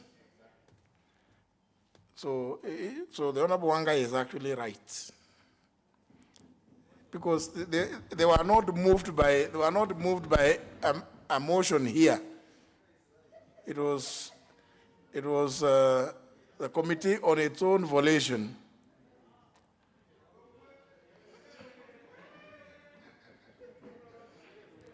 I think we will. Anyhow, it is what do you call it? Skirting around, or what? Stilettos. Some cat walking. Now, please, let's not do that. You know, you are in the hallowed floor of the house. It's not. It cannot be space for cat walking. The Honorable Mwadi, you, with regard to your matter. Yes, Honorable Speaker, because I think Honorable Ichungwa has put it on record that he has a statement which I don't have. But in fact, what he has sent me is a copy of his request for statement. So he doesn't have that statement he's purporting to have, but he has put it on record. No. He said he has the statement and he wants to share with me, but as in terms of the response, he doesn't have, and I want that on record, Honorable Speaker. Did he say he has a statement? Honorable Shungwa, did you say you have a statement? Honorable members, today you are not in the mood of doing business. Honorable Speaker, you know my good friend and neighbor, Honorable Mwadi, besides being my neighbor, is my good friend. And maybe he was not listening to what I said. I said I made a request for a statement. And he has said that he is waiting for a copy of that statement to attach. Therefore, I said if he needs a copy, I can even WhatsApp a copy to him. And that's what I've just forwarded to him, because the question that I'm asking for a response on is the statement that I sought on the 10th of August, Honorable Speaker. Honorable Speaker, more substantially, Speaker, on the other matter to do with Honorable Gladys Wanga, it is indeed true that it was on the committee's own volition. But also, Honorable Speaker, we must, and you remember, Honorable Speaker, when I rose on the point of order, if Honorable Gladys Wanga can listen to me, the Chair for Finance, when I rose on the point of order, I was aware, and I indicated that it is on the committee's own volition. But what I was trying to avoid, Honorable Speaker, is for members of this House or chairs of committees, or even any member of this House, to use our committees to drive certain political perceptions. And Honorable Speaker, it is very possible today that as a member, I can use this floor or use a committee's sitting with the media present to drive certain perceptions regarding the Pandora Papers. Therefore, Honorable Speaker, it is not fair for Honorable Wanga to tell us because the committee was moving on its own volition, she can take whatever amount of time she desires. Honorable Speaker, it will be an abuse of our own processes and procedures to use the floor of the House or indeed committees of the House to drive political agendas, Honorable Speaker. And it is, I am asking this, Honorable Speaker, on a very serious note, because if you sit as Speaker and allow members then to use either the floor or committees to drive political perceptions, then we may as well know we are free to do that, and we can use our committees then to discuss in media and elsewhere on the Pandora Papers and those people who have stashed money out of our economy and invested elsewhere. Then, and we can also do it on our own motions, Honorable Speaker. Therefore, now, Honorable Ishungwa, the Honorable Wanga stood and explained that yes, they moved on their own volition, and they took evidence from certain people. She has indicated that they are yet to take evidence from KRA, from Central Bank, and from Financial Reporting Center, are we disputing that they are yet to take evidence from those? Because if that is what she has said, and it's on Hansard, then some other date, you could rise now and ask whether they have taken evidence from those people. But now that she has said that those are the people they are waiting to take evidence from, well, we should give her the time to do that, the committee. Then, if obviously we know if something appears like it's taking too long, too long, then as a house we will make a determination, one way or other. Let's allow the committee, as the Honorable Wanga has said, time to take the evidence from those 3 institutions and maybe any other, so that let's not cast aspersions. Yeah. So please, let's not now deal with those. No, I don't want us to open. Not even that box. even that one now. Don't open that one, Honorable Kelo.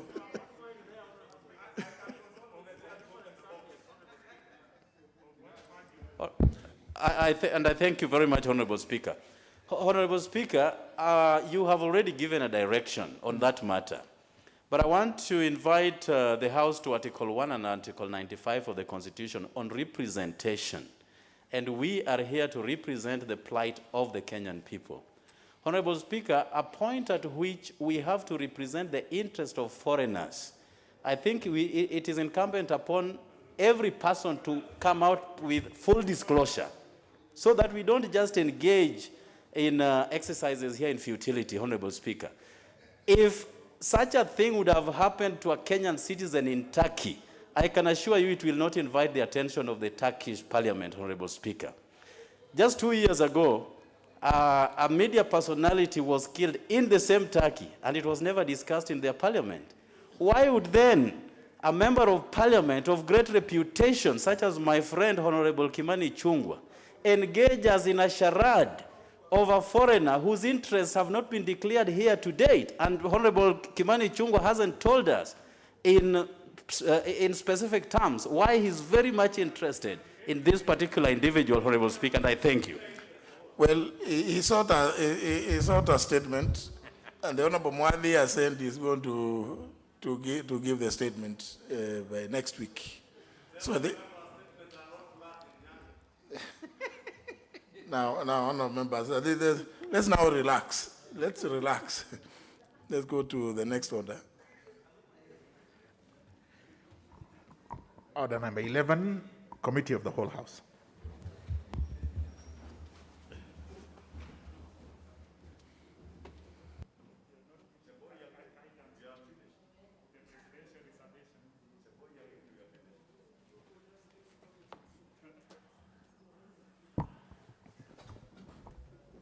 Order, Honorable Ichung'wah. Please, members, take your seats.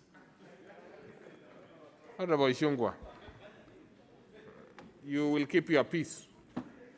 Now, we will move very fast, honorable members. We have got 2 bills to work on. One is the presidential reservation on the Refugee Bill, National Assembly Bill number 62 of 2019, and it will be fast, honorable members. So we can proceed now. The question which is at clause 8 be part of the bill. Thank you, Chair. I beg to move that clause 8 be amended as per the order paper, and this is just to allow for separate panels of the tribunal so that they can move faster with the cases. So it's to allow for designation of clerks to the various panels. I beg to move, Honorable Chair. So then I propose the question which is at clause 8 be amended as proposed by the Honorable Wanga. Honorable Oundo Ojiambo.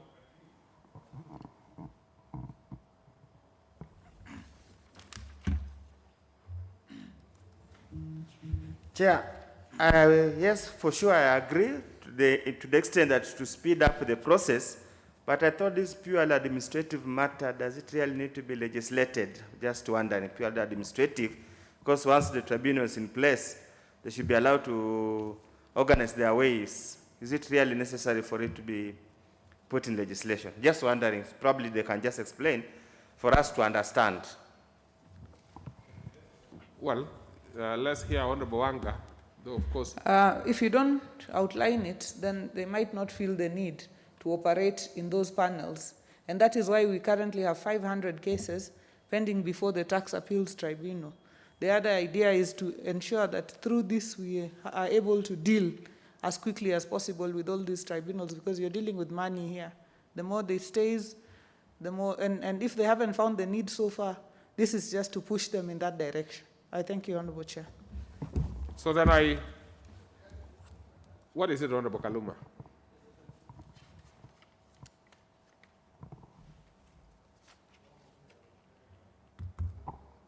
Yes, Honorable Chair, we are moving the tribunals from the executive to the judiciary as the Constitution demands. Within the judiciary, they have the staff and the employment scheme. I therefore don't think this provision, Honorable Chair, is necessary. Automatically, immediately it moves, the Office of the Chief Registrar of the Judiciary will designate clerks there. So this is a superfluous provision. Well, maybe, but well, I think what Honorable Wanga could be asking is whether it's harmful at all. And well, it's a good idea that, I mean, it's good It members are doesn't hurt, debating. you know? It doesn't hurt. Yeah, so let's put the question which is at clause 8. Be amended as proposed by the Honorable Wanga. Will as many as of that opinion say aye? Aye. And as of a contrary opinion say nay? The ayes have it. And I put the question which is at clause 8 as amended be part of the bill. Will as many as of that opinion say aye? Aye. And as of a contrary opinion say nay? The ayes have it. Clause 9. I propose the question which is at clause 9 be part of the bill. Honorable Wanga.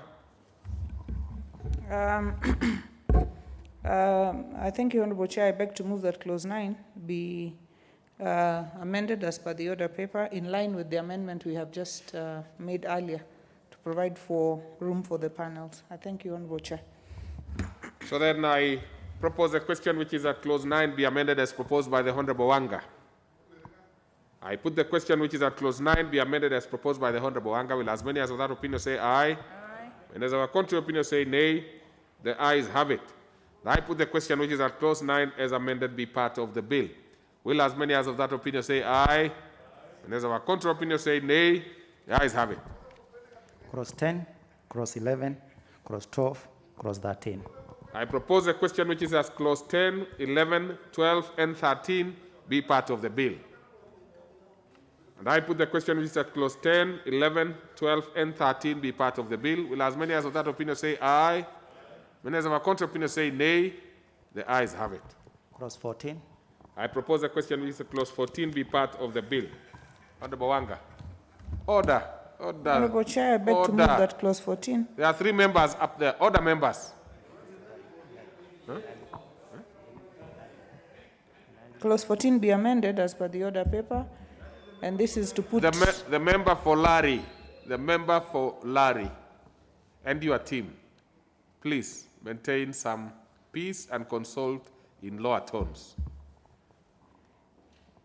Proceed, Honorable Wanga. Thank you. I beg to move that clause 14 be amended as per the order paper, and this is to set timelines within which the tribunal can set aside or vary an order at 14 days, Honorable Chair. I beg to move. So then I propose the question which is at clause 14 be amended as proposed by the Honorable Wanga. I put the question which is at clause 14 be amended as proposed by the Honorable Wanga. Will as many as of that opinion say aye? Aye. Many as of our contrary opinion say nay? The ayes have it, and I put the question which is at clause 14 as amended be part of the bill. Will as many as of that opinion say aye? Aye. And as of our contrary opinion say nay? The ayes have it. Clause 15, clause 16, clause 17. I propose the question which is at clause 15 through to 17 be part of the bill. And I put the question which is at clause 15, 16, and 17 be part of the bill. Will as many as of that opinion say aye? Aye. And as of our contrary opinion say nay? The ayes have it. Clause 18. I propose the question which is at clause 18 be part of the bill. Thank you, Chair. I beg to move that Clause 18 be amended as per the order paper, and this is just moving from the Public Service Commission to the Judicial Service Commission. I thank you, Honourable Chair. So I propose the question which is at Clause 18 be amended as proposed by the Honourable Wanga. And I put the question which is at Clause 18 be amended as proposed by the Honourable Wanga. Will as many as of that opinion say aye? Aye. And as of a contrary opinion say nay? The ayes have it. And I put the question which is at Clause 18 as amended be now part of the bill. Will as many as of that opinion say aye? Aye. And as of a contrary opinion say nay? The ayes have it.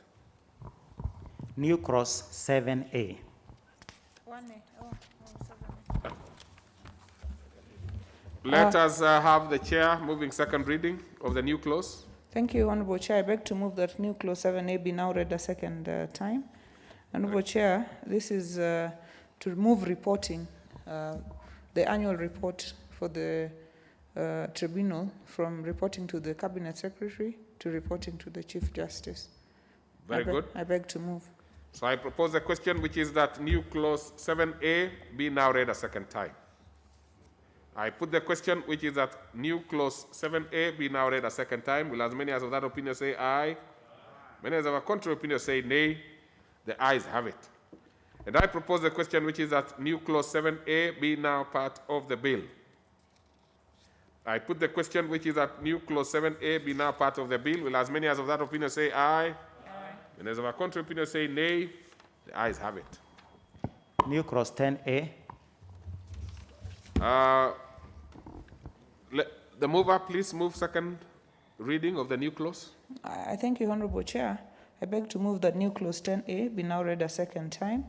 Honourable Chair, this clause is varying the penalty for offence of contempt of the tribunal from 100,000 to 500,000. I beg to move, Honourable Chair. Very well. And I propose a question which is at new clause 10A be now read a second time. I put the question which is at new clause 10A be now read a second time. Will as many as of that opinion say aye? Aye. Many as of a contrary opinion say nay? The ayes have it. I propose a question which is at new clause 10A now be part of the bill. And I put the question which is at new clause 10A be now part of the bill. Will as many as of that opinion say aye? Aye. Many as of a contrary opinion say nay? The ayes have it. Clause 15A. I propose a question. No, let's have the mover moving second reading of the new clause. Thank you, Chair. I beg to move that new Clause 15A be now read a second time. It relates to filing of documents to the tribunal, and we are just providing that it can either, it will be made in writing, it can be submitted by hard copy or electronic means. Now the member for Larry. I know the kind of team that you lead. You know, it's in, yeah, so please don't lead it here. So let's proceed. So then I propose the question which is that new clause 15A be now read a second time. I put the question which is that new clause 15A be read a second time. Will as many as of that opinion say aye? Aye. And as of a contrary opinion say nay? The ayes have it. And I put the question, I propose the question which is that new clause 15A be part of the bill. And I put the question which is that new clause 15A be now part of the bill. Will as many as of that opinion say aye? Aye. And as of a contrary opinion say nay? The ayes have it. Clause 1A. Mover, please move second reading. I thank you, Honourable Chair. I beg to move that new Clause 1A be now read a second time. It relates to defining the commission, in this case, not as the Public Service Commission, but as the Judicial Service Commission. I beg to move, Honourable Chair. Very well. And I propose the question which is that new Clause 1A be now read a second time. I put the question which is that new Clause 1A be now read a second time. Will as many as of that opinion say aye? Aye. And as of a contrary opinion say nay? The ayes have it. And I propose the question which is that new Clause 1A be part of the bill. I put the question which is that new Clause 1A be now part of the bill. Will as many as of that opinion say aye? Aye. And as of a contrary opinion say nay? The ayes have it. Title. I propose the question which is that the title be the title to the bill. I put the question which is at the title, be the title to the bill. Will as many as of that opinion say aye? Aye. Many as of a contrary opinion say nay? The ayes have it. Clause 1. I propose the question which is at clause 1 be part of the bill. And I put the question which is at clause 1 be part of the bill. Will as many as of that opinion say aye? Aye. And as of a contrary opinion say nay? The ayes have it. Now let's have the mover to move reporting. Yes, Leader Majority Party.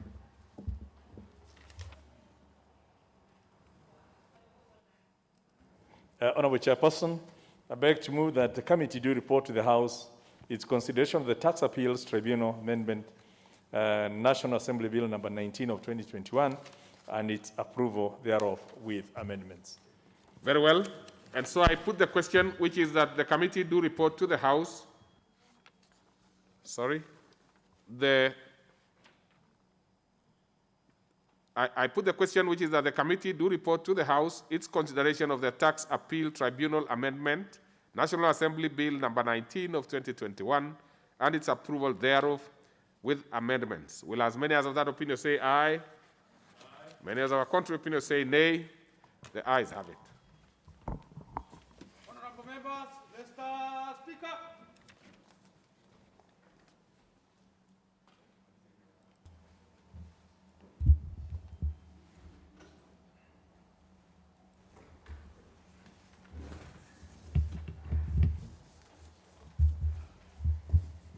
Which one are you starting with?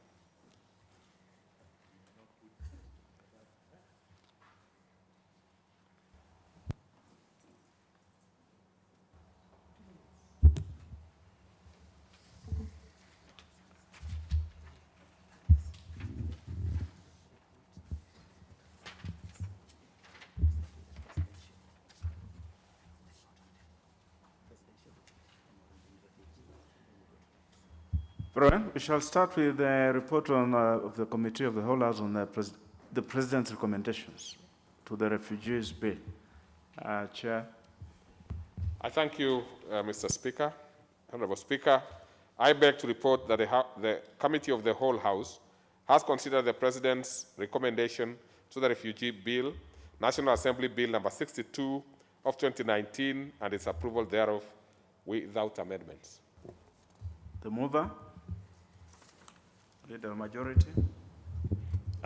Honorable Speaker, I beg to move that the House do agree with the committee in the said report, and I also request the Honorable Mwadhi, Chair of the Committee on National Security, to second the motion for agreement with the report of the Committee of the Whole House. Honorable Mwadhi.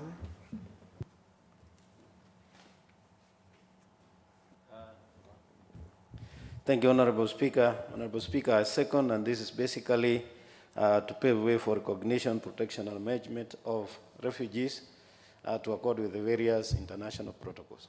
I second. Honorable members, I then propose the question, which is that the House do agree with the committee in the said report. The Honorable Kaluma.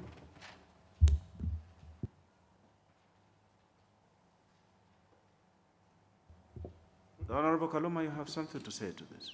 Yes. Honorable Speaker, what has happened this afternoon, even as we move to conclusion, is historic in our country. Honorable Speaker, this refugees bill has walked a very long journey, If you remember, Honorable Speaker, in the last term, the term of the 11th Parliament, this particular bill was moved. His Excellency, the President, returned it because of inadequate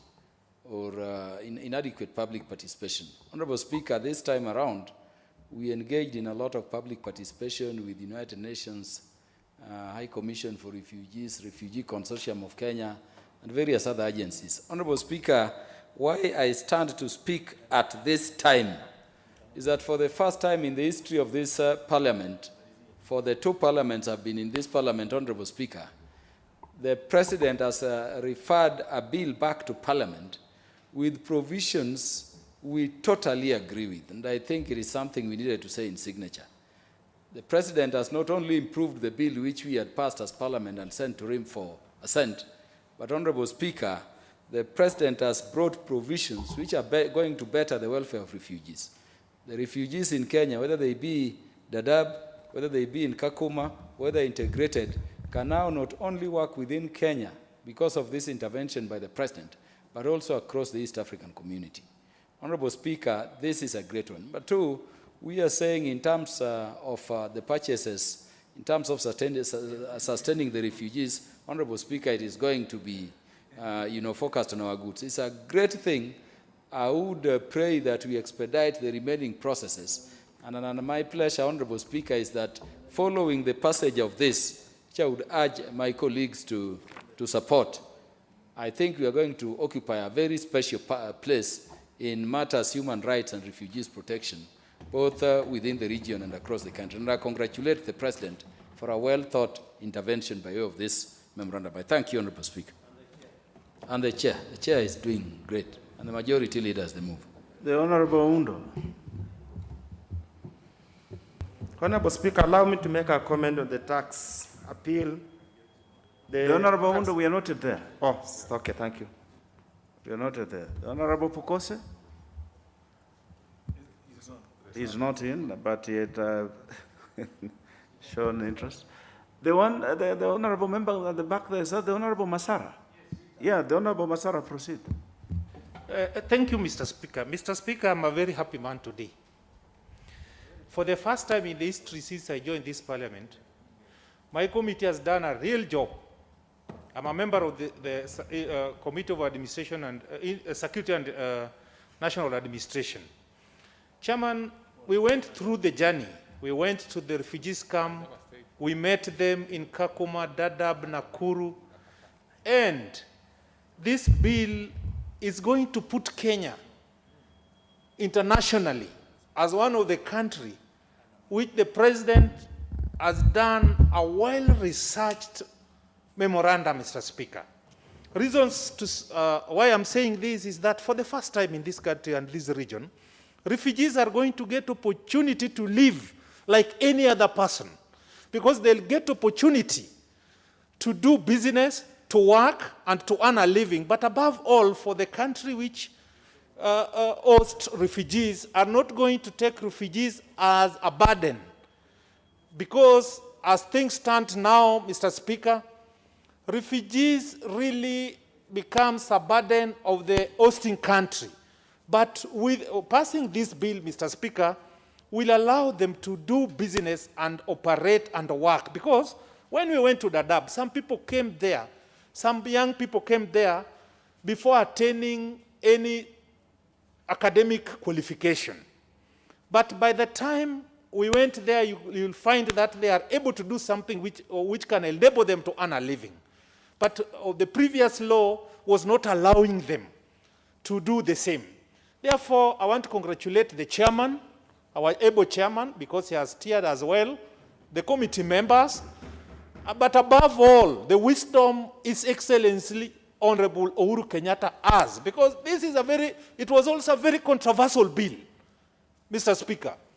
So therefore, this country is moving toward a very right direction. Since the handshake, Mr. Speaker, things are moving on well. When Raila greeted Uhuru Kenyatta as the president, Mr. Speaker, that's the reason, the effect of such a things you are seeing. Before, President used to be having a lot of pressure. He was stigmatized because things were not moving. But since the handshake, he had time even to reason, to research, to read, and propose documents which can be accepted by the whole House, Mr. Speaker. Thank you, Mr. Speaker, and may God bless Kenya. May God bless you as a Speaker, our chairman and the committee. Thank you very much. May God bless you. Honorable members, I then put the question, which is that the House do agree with the committee in the said report. Will as members of that opinion say aye? Aye. Will as members of a contrary opinion say nay? The ayes have it. Honorable members, I direct that the next steps on this bill be undertaken, where the matter will be set down for consideration by the House again. We shall move to the next one, the Tax Appeals Tribunal Amendment Bill, number 19 of 2021. Chairperson. I thank you again, Honorable Speaker. Honorable Speaker, I beg to report that the Committee of the Whole House has considered the Tax Appeal Tribunal Amendment National Assembly Bill number 19 of 2021 and approved the same with amendments. Mover? Honourable Speaker, I beg to move that the House do agree with the committee in the said report. I would also request the Honourable Udo to second the motion for agreement with the report of the committee of the whole House. Thank you, Honourable Speaker. I second, or in respect of the matter, or that's on the Tax Appeal Tribunal Amendment Bill, and as I second, Honourable Speaker, allow me to make one or two comments. The issue of tax and administration of tax in this country has become a very emotive issue because of the high-handedness of KRA and those involved in the tax matter. Many have got very genuine complaints or issues to do with the tax, yet the courts take a fairly too long, and yet KRA is unresponsive. We do believe these amendments, moving the tribunal from squarely into the judiciary, will help expedite and get justice to all members of this country. Thank you, Honourable Speaker. Honourable members, I then propose the question, which is that the House do agree with the committee in the said report. The Honourable Kaluma.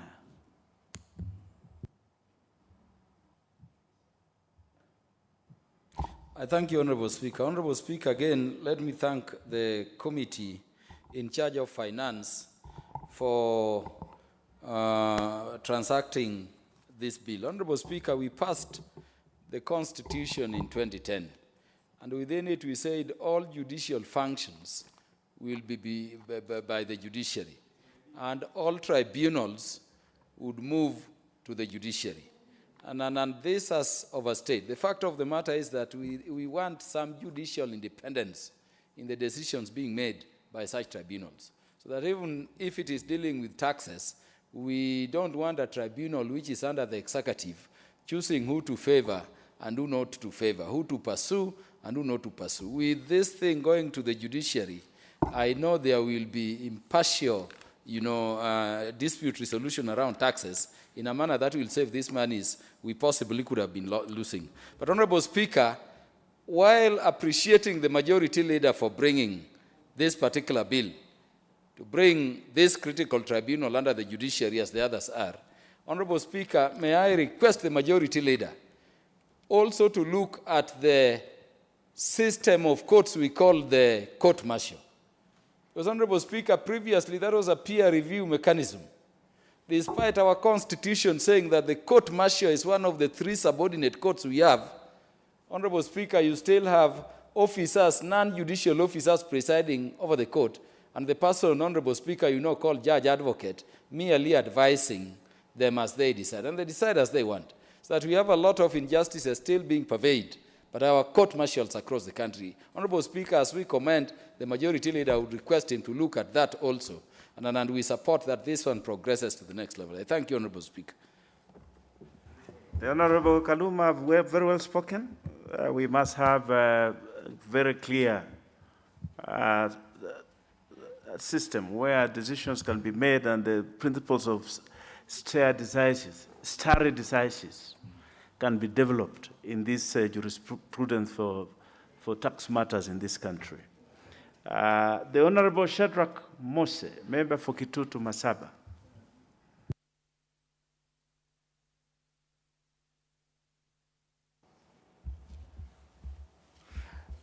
Thank you, Honourable Speaker, for giving me a chance to also join my colleagues in really saying that this is a serious milestone that we have achieved. Honourable Speaker, I think moving the tribunal to the judiciary is one of the landmark decisions that has been made. As you would appreciate, Honourable Speaker, is that in a number of occasions, there are a lot of procrastinations and the bureaucracies that actually have been hanging around the tribunals. And more particularly, this particular tribunal that deals with taxes. It is going to actually assist a lot in the expeditious disposal of many of these tax matters that have actually been delaying in tribunals. Tribunals that in a number of administration are really skewed, are always, like waiting to hear which direction they want to take. But now with the alignment of these tribunals to the judiciary, I am sure that we are going to see expeditious disposal and the determination of matters. I really herald this kind of achievement that we have attained today. Thank you, Honorable Speaker. Honorable members, allow me then to put a question, which is that the House do agree with the committee in the said report. Will as many as of that opinion say aye? Aye. Will as many as of a contrary opinion say nay? The ayes have it. Honorable members, I direct that the third reading in this regard be undertaken when this matter will be set down again on the order paper for consideration, and direct that we move on to the next business on the order paper.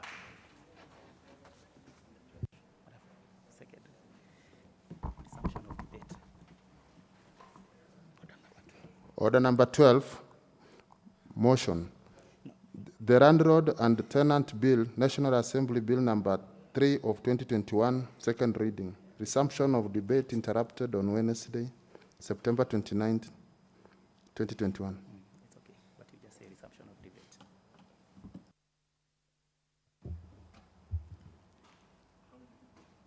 The Honorable Shadrach Mose, member for Kitutu, Masaba.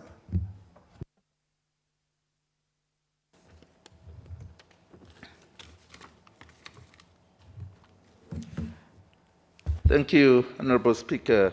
I want to proceed from where I left. That, Honorable Speaker, the Landlord and Tenants Bill, this is, again, as I said, one of the serious milestones, Honorable Speaker, that we have achieved by way of this bill. Honorable Speaker, the bill seeks to introduce a legal framework which balances the interest of landlords vis-a-vis tenants. And the Honorable Speaker, I'm sure you are aware that there has been a lot of confusion in this area. And more particularly, Honorable Speaker, that the landlord, I could say, have actually been very draconian in the way they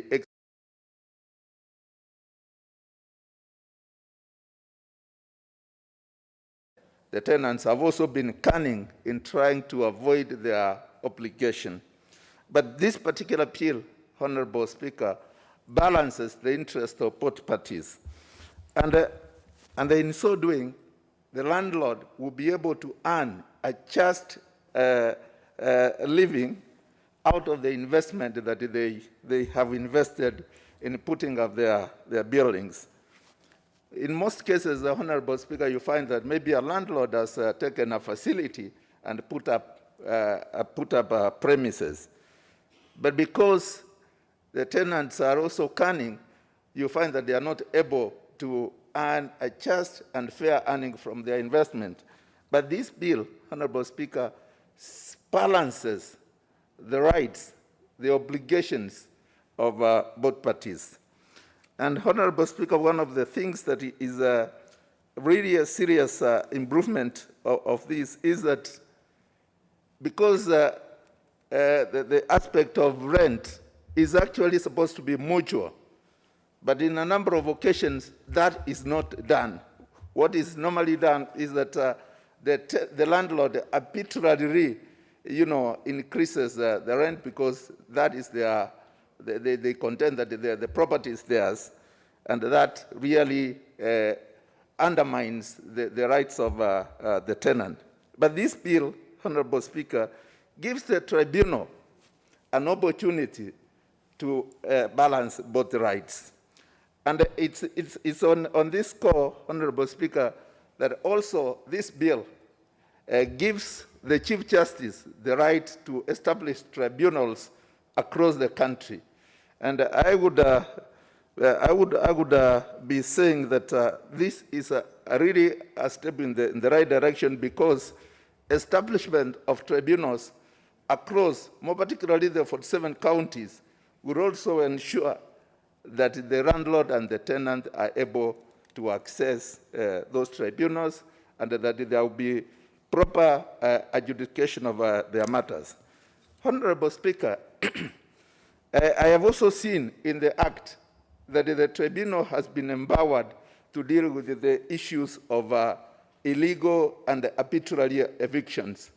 In fact, they've been empowered. What I used to see previously was that the landlord could arbitrarily, throw out the tenant from their premises. And at the moment the tenant moved to the tribunal, they would be told the tribunal has no powers to reinstate you. But in this particular bill, I am seeing a bill that now gives the tribunal the powers to reinstate a tenant where the eviction has been unfair. Honorable Speaker, there are general good issues that have actually come up, that the tribunal would also have the right to determine what is fair rent. They would also have the right to deal with the increase of rent, increase or decrease. The issue of the notice of termination of tenancy has also been addressed in this bill. There is also the issue of subletting, or the issue of assigning some premises. Honorable Speaker, you realize that many tenants in this country take tenancy and they actually sublet. And in that circumstance, you find that the tenant who has sublet from the main tenant is actually not protected. But this bill stamps authority in also dealing with some of those issues. Honorable Speaker, we have also seen in this bill where now the landlord is actually required to keep records of the tenancy, of the payment of rent, so that once an issue arises, Honorable Speaker, you find that it's easier to be able to determine those issues because they are well documented and they are well recorded. Unlike in the past, where the landlord was not obligated to do that. Honorable Speaker, this is therefore a clear improvement from what usually used to happen, particularly also on the issue of distress for rent and the way the auctioneers used to behave. I mean, they were hooligans. They would just come up with all sorts of ways and means and maneuvers of getting a tenant out of their tenancy. But with this bill, coming into effect, those will be issues of the past, and that sector, the housing sector, Honorable Speaker, in this country, really needs that we rein on it, we improve, so that it's very clear and we do not have very unethical and unorthodox means of dealing with the tenants, more particularly the tenants who are, the cadre that is normally threatened. With that, Honorable Speaker, I support. Very well. The Honorable Oundo Ojiambo, member for Funyola. Thank you, Honorable Speaker, for giving me this opportunity to contribute on this matter. Honorable Speaker, let me go on record. I've spent almost 30 or so donkey years administering the various legislation in this particular field. So it's an area that I'm extremely conversant, and I know the challenges that have been there before that led to this particular bill in the House today. Honorable Speaker, for record purposes, the idea to collapse the various bills, various acts dealing with the relationship between the landlord and the tenant has been on the table since early 1990s. All along, we have had the Districts for Rent Act, the Rent Restriction Act, Landlord and Tenant Shops, Hotels and Catering Establishment Act that have generally set the tone or determine the relationship between the landlord and the tenant. Honorable Speaker, a relationship always arises between a tenant and a landlord. And this more so, a landlord is an investor who has invested in a property, was invested in an asset for the sole purposes of getting returns. And the returns could be regular income in form of rent, as well as capital appreciation, which can be realized at the point of disposal. A tenant is somebody who is seeking shelter, has no place of his own, and has got no capacity presently to have an own housing. So it is a purely a commercial arrangement, an economic arrangement, where there is demand and there is supply. Obviously, that indicates that some fundamentals that needs to be observed as we move forward. Second, Honorable Speaker, there has been this talk, everybody in this country requires housing, even though the definition of housing has been misunderstood all over by people who do not understand the principles and policies of housing. It does not mean housing is own housing. As long as you have shelter, you are able to pay for it, you indeed have housing. So therefore, naturally, we would have a legislative framework that underpins or organizes the sector as an economic activity and to some extent as a social activity. Honorable Speaker, many times there has been cries and there has been complaints from both sides of the divide. The landlords have complained that the existing laws, especially dealing with the so-called controlled and restricted tenancy, have been a major distortion of the market, has been a major disincentive to invest in housing and any form of housing or real estate that is controlled by those restrictive acts of parliament. On the other side, Honorable Speaker, the so-called tenants and occupants at a cost or at a fee have complained that the landlords have acted draconianly and outside the law in terms of increasing the rent, in terms of terminating the tenancy, in terms of eviction, and in terms of maintaining the fabric or the physical structure of the properties.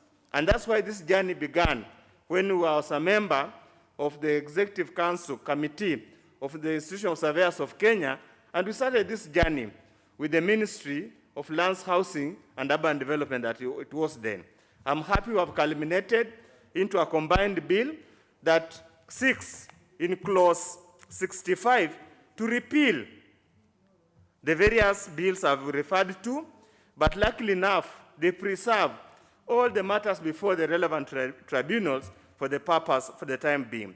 Honorable Speaker, the bill basically sets the terms and conditions of the relationship. But more fundamental, Honorable Speaker, it says the tribunal, a single tribunal, like in the past where we used to have separate tribunal, one for residential housing, another one for commercial. And luckily and good enough, Honorable Speaker, it moves the management of the tribunal from the minister in charge of the matter present now to Judicial Service Commission, as required in the Constitution. It is hoped in such a manner, therefore, we would have a more robust, more professional run tribunal that's able to offer justice before the people, the litigants who come before it. I've had many occasions, Honorable Speaker, to appear before BPRT, that's Business Premises Rent Tribunal, as an expert. And you could see the shortcomings, you could see the lack of capacity in arbitrating the matters before them. We do believe that these changes, Honorable Speaker, will make the tribunal more accountable and better at arbitrating issues at hand. Honorable Speaker, I must commend whoever drafted the bill has tried the best. However, there are fundamental mistakes. Again, seems to be creeping back. That was the main cause of complaint based on the existing legislation that we are purporting to delete by this one. Honorable Speaker, the world all over, through literature, there seems to be a conclusion that any form of rent controls based on the amount of rent paid is counterproductive in the market. It distorts the market. Honorable Speaker, if there are any people in this country that are underhoused or inadequately housed at the low income, the so-called, those ones under the rent, the controlled rent, restricted rent of Kenya shillings 2,500 and below, those are the people who are underhoused or inadequately housed simply because no sane investor would want to invest in that category of housing and have to spend eons in the tribunal trying to resolve even a basic issue between the landlord and the tenant. It has always been the talking all over. Literature and research has been shown, and we'll prove that later, that any form of rent controls ends up being counterproductive and does not help in enhancing the housing sector and protecting the rights and interests of the various actors. Honorable Speaker, again, the second issue that seems again to have come back here, that seems that it might have to be looked at later, is the issue of the protections of rights. A tenant has got is expected to have some rights. The landlord is expected to have some rights. Looking at the bill, Honorable Speaker, it's jumbled up. It's never clear exactly why each party gets their rights. Honorable Speaker, there are quite a number of issues in the bill that not come very clear. Again, as I maintain, a tenancy is a commercial arrangement between the landlord and the tenant. The talk all over the world is we need to have less government, less interference, less high-handedness by the government in matters of commerce, so that there should be less interference. Honorable Speaker, one of the issues when we are doing the ease of doing business, before it was scrapped by World Bank because of unethical practices, has been the issue of how we handle our property laws. One of the reasons why our ranking has never gone higher than expected to go is because our laws are draconian and they become an impediment in solving issues. Honorable Speaker, we seem to find that in this bill, the same trend, the same practice has been maintained, and we'll have endless cases before the tribunal and defeating the whole purposes why we chose to basically make these changes. Honorable Speaker, another issue that seems to be also not very clear is the process of eviction. Process of eviction. The bill has got various provisions dealing with eviction. Honorable Speaker, for you to evict a tenant, there must be a justifiable cause. There must be a reason that has arisen. A tenancy has lapsed, has ended. Discussions to extend have failed. So what do you want the landlord to do where the tenant refuses to move out? On the flip side, why would you allow a tenant on flimsy ground during the subsistence of a tenancy purport to terminate a tenancy and evict a tenant? Honorable Speaker, there is so much more to be said, but I do believe that the Committee of the Whole House will raise sufficient issues to be addressed and will deal with the matter. I support, Honorable Speaker. The Honorable Kiaraho. Member for Kalau. Thank you, Honorable Speaker, for giving me this chance to ventilate on this issue. Honorable Speaker, I must say I've looked at this bill very keenly, and I must submit, as much as holistically, the bill has very good intentions and very good points. I have identified some gray areas which require some streamlining. Honorable Speaker, as the bill seeks to consolidate all the laws on residential and commercial tenancies and to ensure regulation of the sector in Kenya, and more so, to introduce a legal framework which balances the interests of the landlords and tenants aimed at promoting the sustainable growth of the sector, of the rental sector in Kenya. Honorable Speaker, Some of the issues I have identified as I went through the bill, which require to be looked into, and as we are talking, just as the immediate former speaker mentioned, there are some areas which need to be relooked, and as we are talking, I'm in the process of coming up with some amendments, which I will introduce as we go to the third reading. And just to mention a few, Honorable Speaker, one area I found to be a little bit confusing and contradicting is this issue of termination of tenancy without reference to the tribunal, whereby it states the landlord has given that a landlord shall be entitled to terminate a tenancy without reference to the tribunal upon the following grounds. One, that is section 25, subclause A, the landlord has given prior notice of not less than 24 months in the case of business premises and not less than 12 months in the case of residential premises. Honorable Speaker, I stand to be corrected because I know most of the residential leases as it stands, actually most of them, they go for 1 year, renewable depending on the mutual agreement between the tenant and the landlord. And when you say that for you to evict, say, to terminate a tenancy, say a residential tenancy, we are talking of 12 months. That by itself, there is actually, it is contradicting. I feel, in my opinion, Honorable Speaker, the 24 and 12 months termination notice by the landlord for commercial and residential tenants is too long. And on my view, it should be reduced to 3 months for residential and 6 months for commercial. On the same note, I feel in section 32, subclause 2, whereby it states the landlord should be at liberty, I feel the landlord should be at liberty to allow or decline any subletting request without giving reasons. This is one of the areas with a lot of disputes, and these issues of subletting should be scrapped from the bill. If you look at the section 58, whereby the landlord, I feel the landlord should be allowed to use the services of a debt collector, auctioneer, to recover any outstanding rent arrears without seeking approval from the tribunal. As Honorable Oda said, I think in the 90s, there is a commission which had been constituted, which was looking at the Distress Act, and I think they came up with a very well thought document.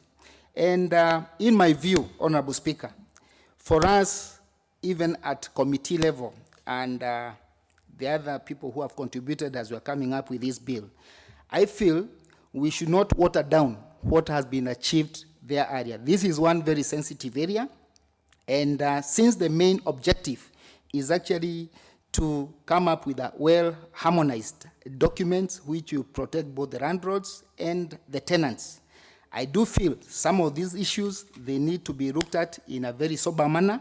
If need be, even if it's input of professionals, if at all we have not achieved what exactly we are looking at. But this is one area we cannot just afford to jump into because it can be actually a recipe of chaos. If we look at some of the issues in the bill, Mr. Speaker, sir, we look at the issue of timelines of dispute resolution by the tribunal. Section 7 of the bill states that the tribunal must determine a dispute within 3 months, failing which the chairperson shall record the reasons and immediately fix a date. Even with the best intentions, Mr. Speaker, the dispute resolution process can be dragged out of parties, resulting into losses and inconveniences, and once parties intentionally breaking the law as the required process is ineffective.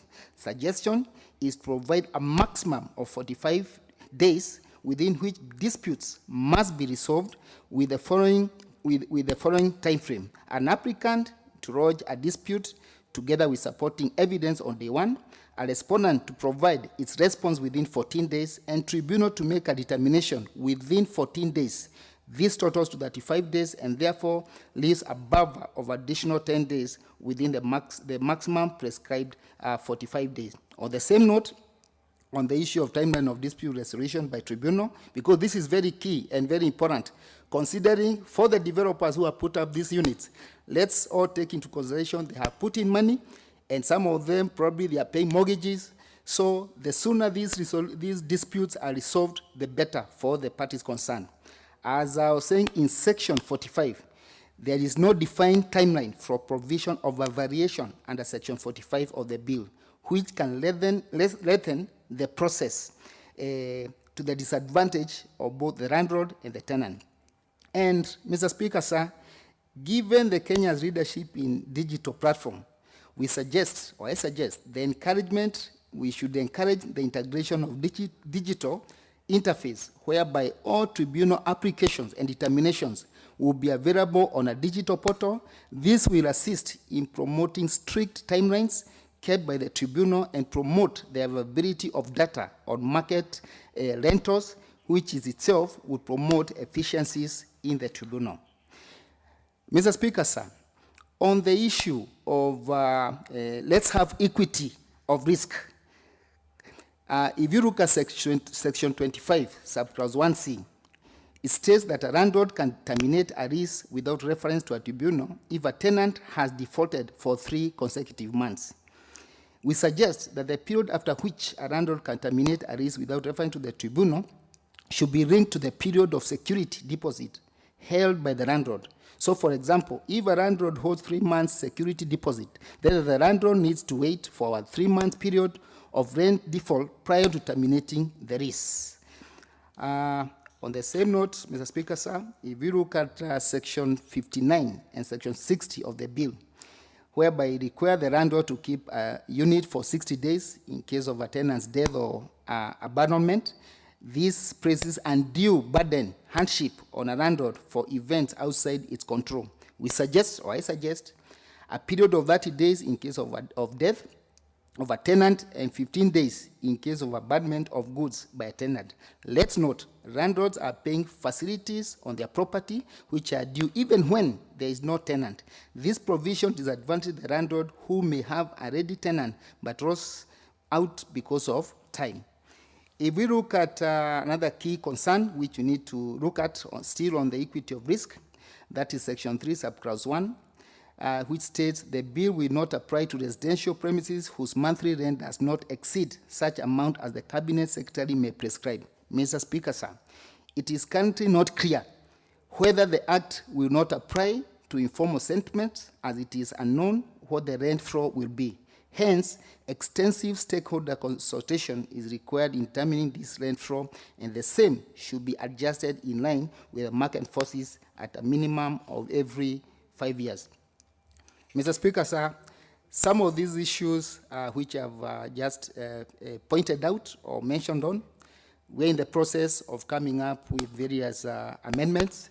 And as Honorable Oda just said, that even he has noticed there are quite a number of grades which need to be relooked.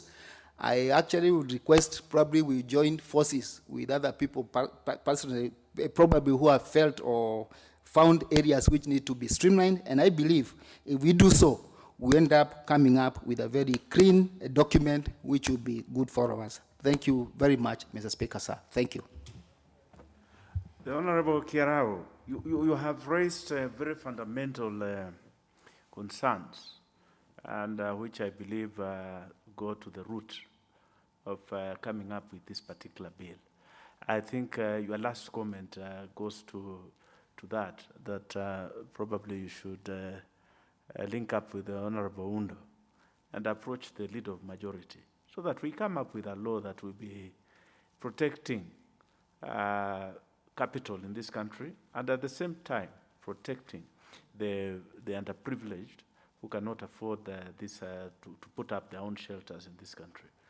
But we should not do it at the expense of those who have invested to punish them unduly.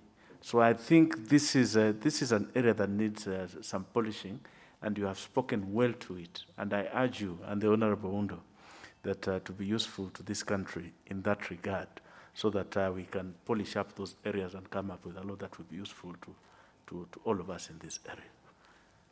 Honorable members.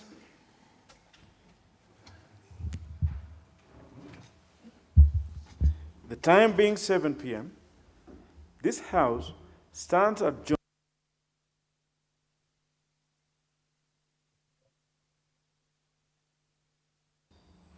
until Wednesday, 6th October 2021 at 9:30 a.m.